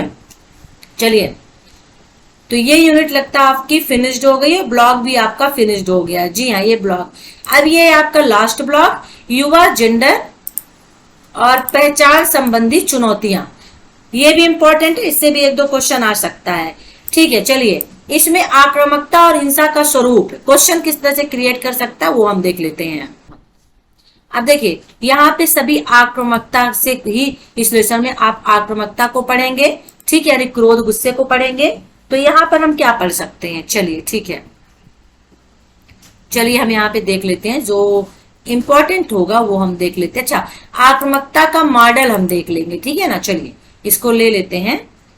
अच्छा, आक्रामकता होती क्या है, हिंसा, उत्तेजना, है ना, बोलते अचानक आक्रामक हो जाना, यानी अचानक गुस्सा हो जाना और दूसरों को नुकसान पहुंचा देना, या कुछ ऐसा कह जाना जो दूसरों को बुरा लगे। ठीक है, राइट, या आक्रामक ही होता है ना, ठीक है ना, बिना सोचे समझे काम करना, ओके, उग्र स्वभाव होना, ठीक है ना, राइट। तो दो मुख्य चीजें आक्रामकता को दर्शाती हैं। अपराधी नुकसान पहुंचाने का इरादा रखता है और जो भी लक्ष्य चोट दर्द पीड़ा से बचने की कोशिश करता है। तो आक्रामकता शारीरिक और मौखिक होने के अलावा यहाँ पर नैमित्तिक या आवेगशील भी हो सकती है। आवेगशील या भावात्मक आक्रामकता के मामले में यह किसी क्षण भी गर्मा गर्मी के चलते होता, जो मैंने आपको कहा है, छोटी छोटी बातों में गुस्सा कर जाना, बहस कर जाना, लड़ाई झगड़ा करने लगना, ठीक है ना। और नैमित्तिक संज्ञानात्मक आक्रामकता जो होती है वो नियोजित और सोच विचार करने वाली होती है, ठीक है, राइट। तो आक्रामकता और हिंसा का सैद्धांतिक परिप्रेक्ष्य क्या है, ये आपके लिए थोड़ा सा इंपॉर्टेंट हो सकता है, ठीक है ना, ओके। अब यहाँ पे जब आक्रामकता का हिंसा का सैद्धांतिक परिप्रेक्ष्य आप देखेंगे तो इसमें कुछ चीजों को आपको पढ़ना पड़ेगा। जैसे जैविक सिद्धांत का परिप्रेक्ष्य देख लीजिए, इसमें इंपॉर्टेंट क्या है, हाँ, आक्रामकता का अंतर्नोद का सिद्धांत यानी ड्राइव का सिद्धांत, ये हम देख लेते हैं। और ये सिगमंड फ्रायड का है, ठीक है ना, किसका है, सिगमंड फ्रायड का है। सिगमंड फ्रायड ने आक्रामकता की आंतरिक वृत्ति के विपरीत आक्रामकता के अंतर्नोद सिद्धांत यानी ड्राइवर थ्योरी का यहाँ पे जो प्रतिकूल जो प्रभाव पड़ता है वो पर्यावरण और बाहरी स्थितियों के और परिस्थितियों के चलते दूसरों को नुकसान पहुंचाने के लिए आंतरिक अंतर्नोद के सृजन की व्याख्या करते हैं। यानी फ्रायड यहाँ पे कहते हैं कि जो आक्रामकता का सिद्धांत है, अंतर्नोद का सिद्धांत है, ड्राइव थ्योरीज है, जब एक प्रतिकूल पर्यावरण या बाहरी जो पर्यावरण होता है, यानी कि बाहरी स्थिति और जो परिस्थिति होती है उसके चलते जब दूसरे को नुकसान पहुंचाने के लिए कुछ कार्य किया जाए वो आंतरिक अंतर्नोद के माध्यम से होता है, ठीक है, ओके। इसका मकसद दूसरों को नुकसान पहुंचाना होता है, ठीक है ना। इसे नैराश आक्रामकता की परिकल्पना भी कहा जाता है, ठीक है ना।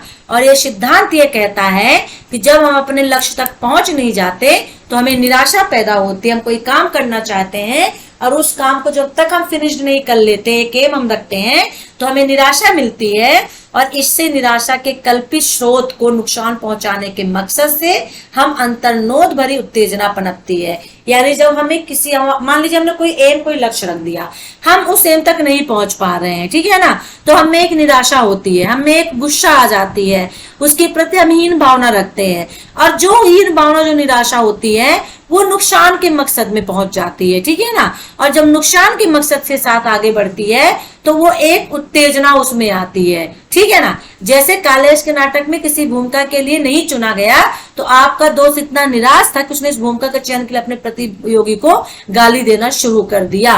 तो निराशा आर्थिक कारणों, सामाजिक पृष्ठभूमि और समाज में भेदभाव के कारण भी हो सकती है, ठीक है ना। ये निराशा वेरी इंपॉर्टेंट है, जिन्होंने निराशा शब्द का यूज किया है तो वो किस वजह से, सामाजिक पृष्ठभूमि से या फिर समाज में भेदभावपूर्ण प्रथाओं के कारण हो सकता है। बच्चा ऐसे, उसका सामाजिक पृष्ठभूमि ऐसा रहा हो, फैमिली बैकग्राउंड ऐसा रहा हो जहाँ पे गालियां चलती हो तो उसने देना शुरू कर दिया, या हो सकता है उसका सामाजिक पृष्ठभूमि बहुत अच्छा रहा हो लेकिन उसके साथ भेदभावपूर्ण यहाँ पे वो किया गया हो, ठीक है ना, कास्ट की वजह से, किसी वजह से तो उसे मजबूर होकर गाली देना पड़ा, ये चीज हो सकती है।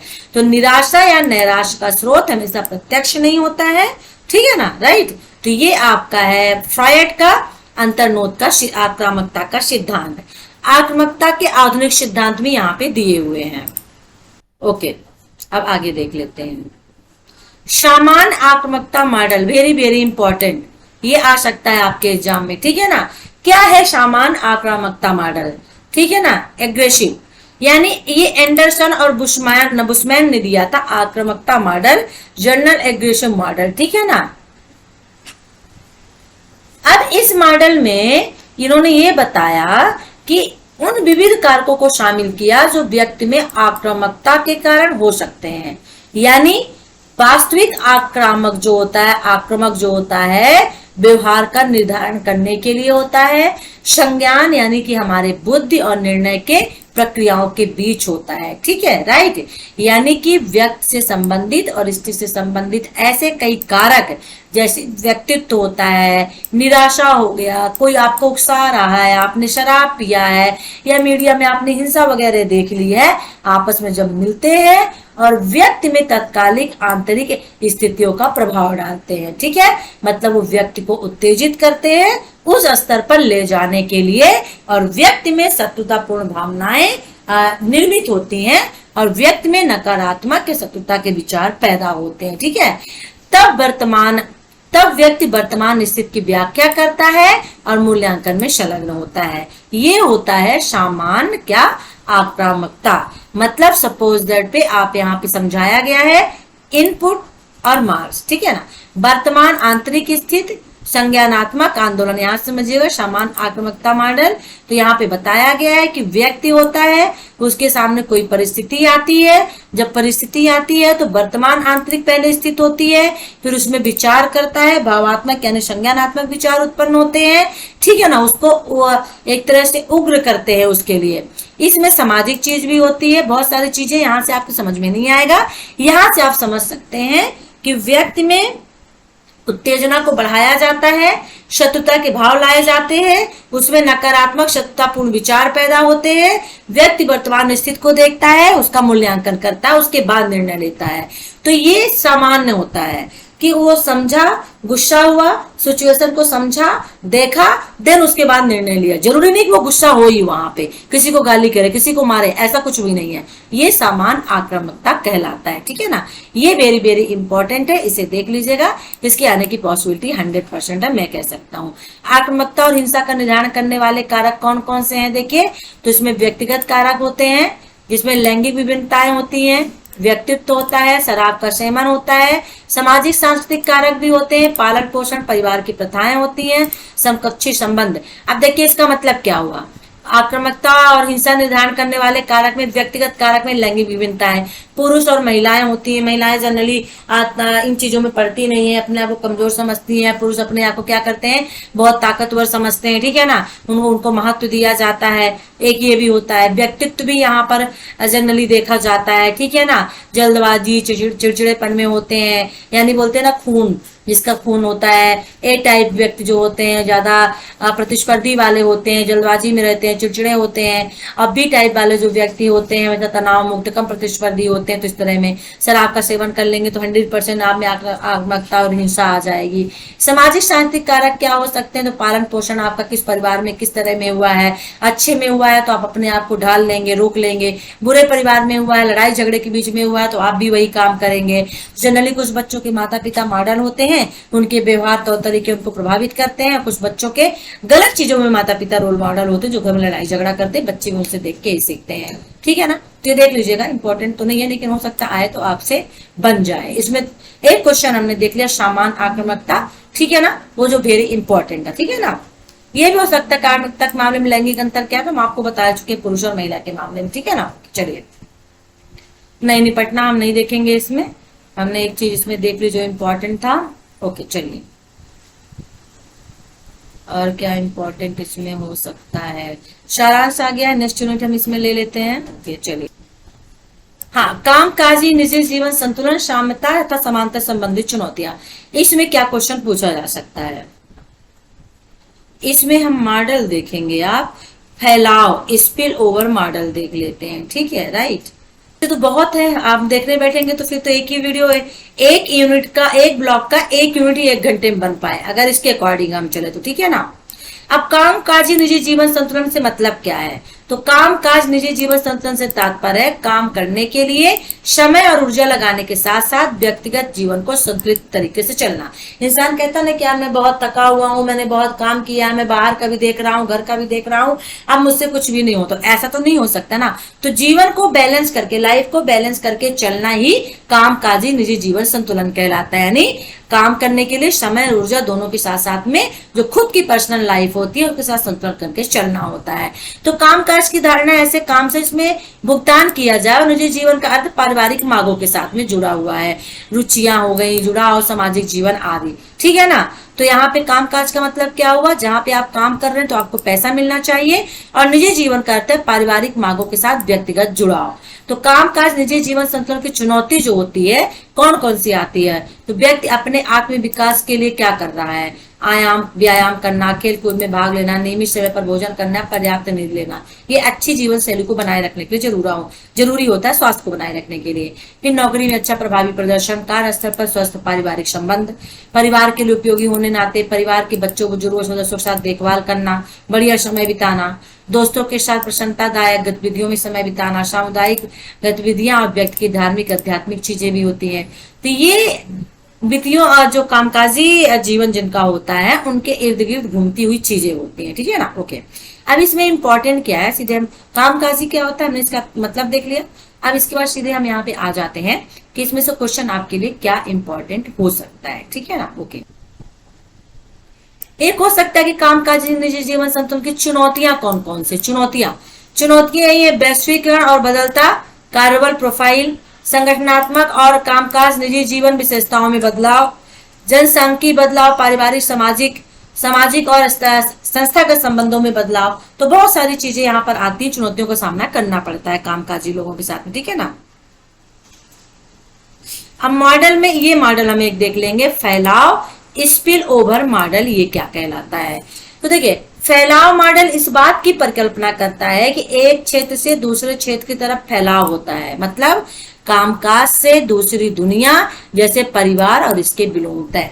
तो आप सिर्फ जब काम करते हैं तो सिर्फ अपने कामकाज तक, ऑफिस तक, जहां भी जाते हैं वहां तक नहीं रहते हैं, एक दूसरी भी दुनिया है जो परिवार होता है, ठीक है। और स्पिल ओवर ऐसी प्रक्रिया है जिसके माध्यम से एक क्षेत्र, ठीक है ना, में किसी व्यक्ति के अनुभव दूसरे क्षेत्र में उसके अनुभवों को प्रभावित करते हैं।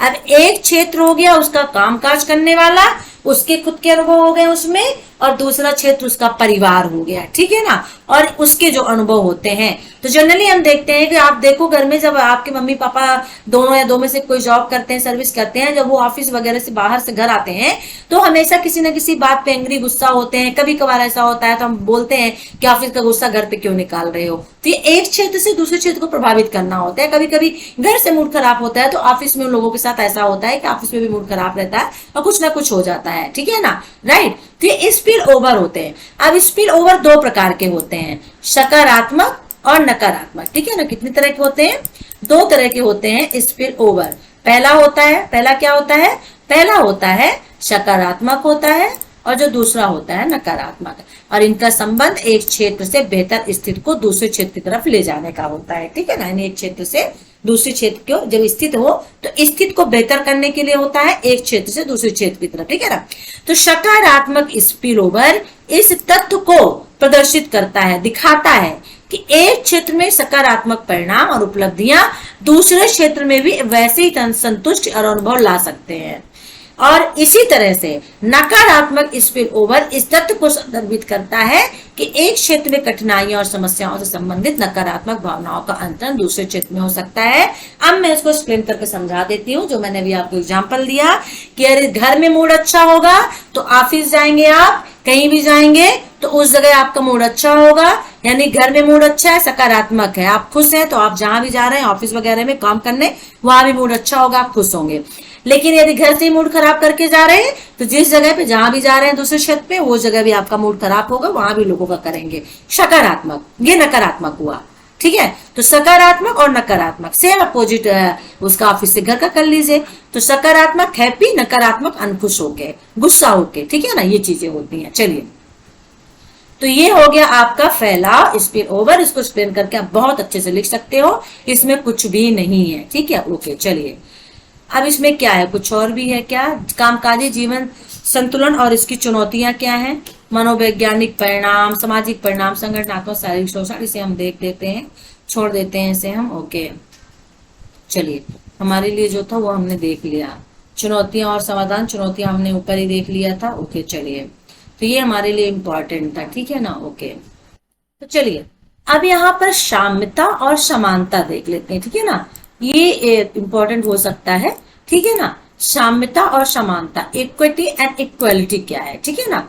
अब देखिए, साम्यता का सबसे महत्वपूर्ण गुण क्या है, मतलब सबसे महत्वपूर्ण गुण है साम्यता, और ये न्यायपूर्ण होता है, बराबर न्याय करना, भेदभाव रहित, किसी के साथ भेदभाव नहीं करना, समदृष्ट यानी एक दृष्टि से देखना, और निष्पक्ष होना, एक का एक गुण है, ठीक है ना।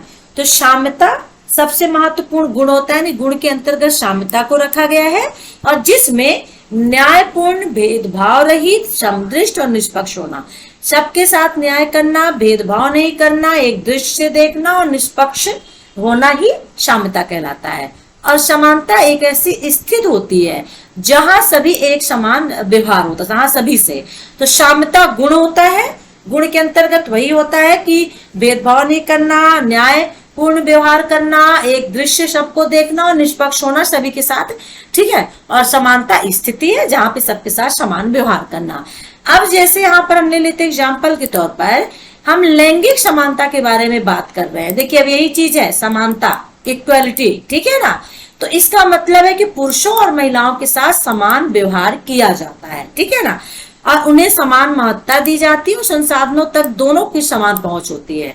यानी लैंगिक समानता, पुरुष और महिला में कोई भी व्यवहार नहीं करना, कोई भी असमान, पुरुष और महिला में असमानता नहीं करना, है ना, यहाँ पे समान व्यवहार करना और समान महत्व देना, और जितने भी संसाधन है, चाहे जॉब हो, जो भी हो, अधिकार है, जॉब है, कानून है, लड़ाई जो भी है, सब में दोनों की पहुंच होनी चाहिए, यानी दोनों को बराबर बटे।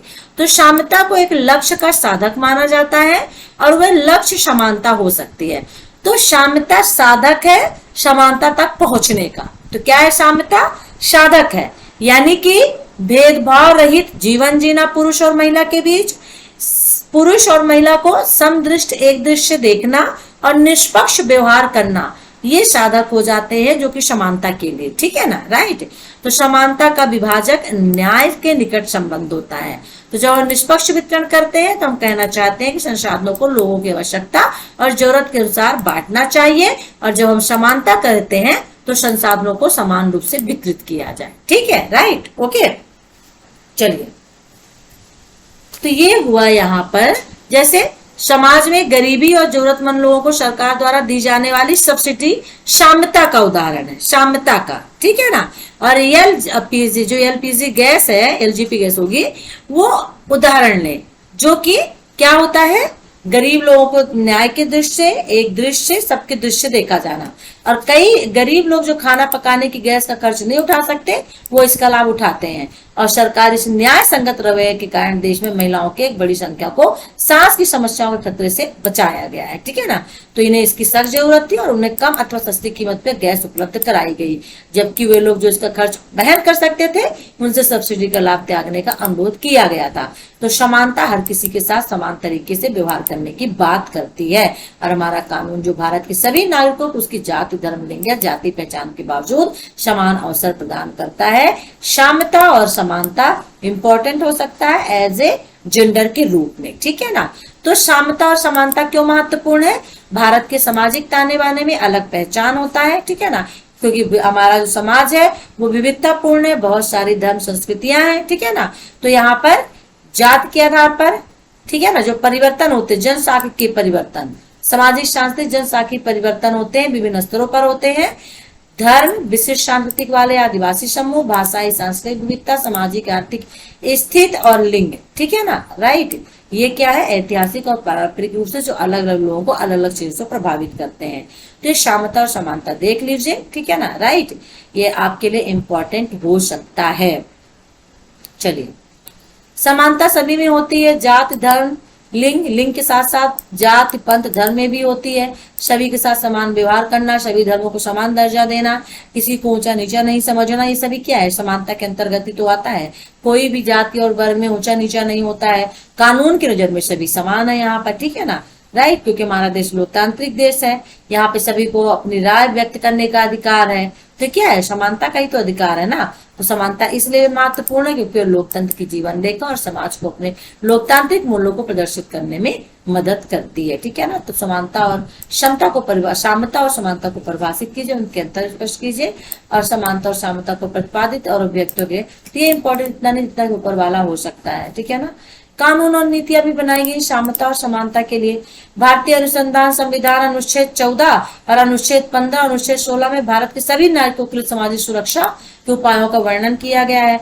अनुच्छेद 15 में धर्म, जाति, लिंग, जन्म स्थान के आधार पर भेदभाव का निषेध किया गया है कि भेदभाव नहीं करना है। अनुच्छेद 16 में सार्वजनिक रोजगार के मामलों में समान अवसर प्रदान करना की बात की गई। अनुच्छेद 16(2) में कहा गया कि कोई भी नागरिक केवल धर्म, नस्ल, जाति, लिंग, वंश, जन्म स्थान, निवास उससे भी किसी आधार पर राष्ट्र के तहत जो है रोजगार या पद के संबंध में अयोग करार नहीं होगा, ठीक है, अथवा भेदभाव का शिकार नहीं होगा।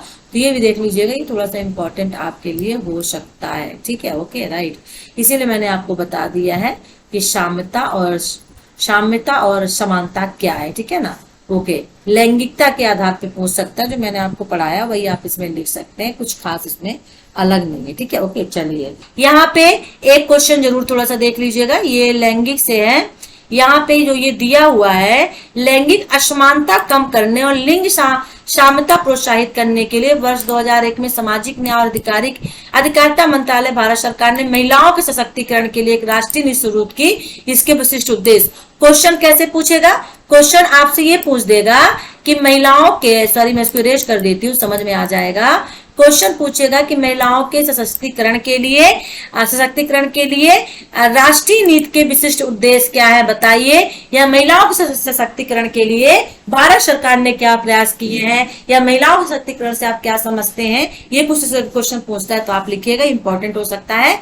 तो पहला है महिलाओं के पूर्ण विकास के लिए सकारात्मक आर्थिक और सामाजिक नीतियां बनाना और एक वातावरण का निर्माण करना जिसमें वो आराम से अपनी क्षमता का, कैपेसिटी का यूज कर सके। राजनीतिक, आर्थिक, सामाजिक, सांस्कृतिक, नागरिक क्षेत्रों में पुरुषों के साथ समानता के आधार पर महिलाओं को अधिकार देना।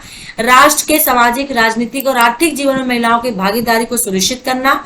महिलाओं को स्वास्थ्य देखभाल और सभी स्तरों पर गुणवत्तापूर्ण शिक्षा, कैरियर, व्यवसायिक मार्गदर्शन, रोजगार, समान पारिश्रमिक, इन सभी को सुरक्षा देना और अवसर प्रदान करना। महिलाओं के विरुद्ध सभी प्रकार के भेदभाव को समाप्त करने, ठीक है ना, इसके उद्देश्य से कानूनी व्यवस्था को मजबूत करना। पुरुषों और महिलाओं दोनों की सक्रिय भागीदारी और सहभागिता द्वारा सामाजिक दृष्टिकोण और सामुदायिक प्रथाओं को बदलना। विकास की प्रक्रिया में लिंग परिप्रेक्ष्य को मुख्यधारा में लाना। महिलाओं और बालिकाओं के साथ भेदभाव और सभी प्रकार की हिंसा का उन्मूलन करना और नागरिक समाज विशेषकर महिला संगठनों के साथ साझेदारी का निर्माण करना, मजबूती देना।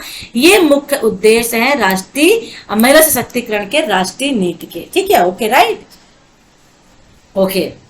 या लैंगिक असमानता को कम करने के लिए कौन से राष्ट्रीय नीति जो शुरू की गई, उसके विशिष्ट उद्देश्य क्या है, किस उद्देश्य को लेकर के शुरू की गई है, तो आप ये लिख सकते हैं। मुझे इंपॉर्टेंट लगा इसलिए हमने बता दिया, क्योंकि सशक्तिकरण इंपॉर्टेंट हो सकता है, ठीक है। तो ये यूनिट भी फिनिश्ड हो गई है और मुझे लगता है आपका लेसन भी फिनिश्ड ही हो गया है, या है, नहीं लगता फिनिश्ड हो गया है। तो लीजिए, आज मैंने आपके 4 ब्लॉक एक ही वीडियो में कर दिए हैं, ठीक है ना। ब्लॉक 1 का मैंने कम लिया, तो किसका वीडियो ऑलरेडी अवेलेबल है तो आप वॉच कर लीजिएगा। ब्लॉक 2, ब्लॉक 3, ब्लॉक 4 तक है ही है, और जितने इंपॉर्टेंट बताए हैं वो आप देख लीजिएगा। पीडीएफ अभी अवेलेबल नहीं हो पाएगी, हाँ नेक्स्ट एग्जाम में, दिसंबर वाले एग्जाम में पीडीएफ के लिए सोचूंगी कि सभी सब्जेक्ट की पीडीएफ आपके लिए लेके आऊं। वीडियो अच्छा लगे तो लाइक करिए, शेयर करिए, चैनल को सब्सक्राइब कर लीजिए, नहीं किया है तो ठीक है ना, ओके। और हमारे ग्रुप से जुड़ जाइए, और ग्रुप जो है वो क्या है, वीडियो के डिस्क्रिप्शन बॉक्स पे लिंक दिया है व्हाट्सएप का, और साथ में किसका, टेलीग्राम का, ठीक है, ओके राइट। तो चलिए फिर नेक्स्ट वीडियो के साथ फिर से मिलते हैं, और बेस्ट ऑफ लक एग्जाम के लिए। Take care, bye.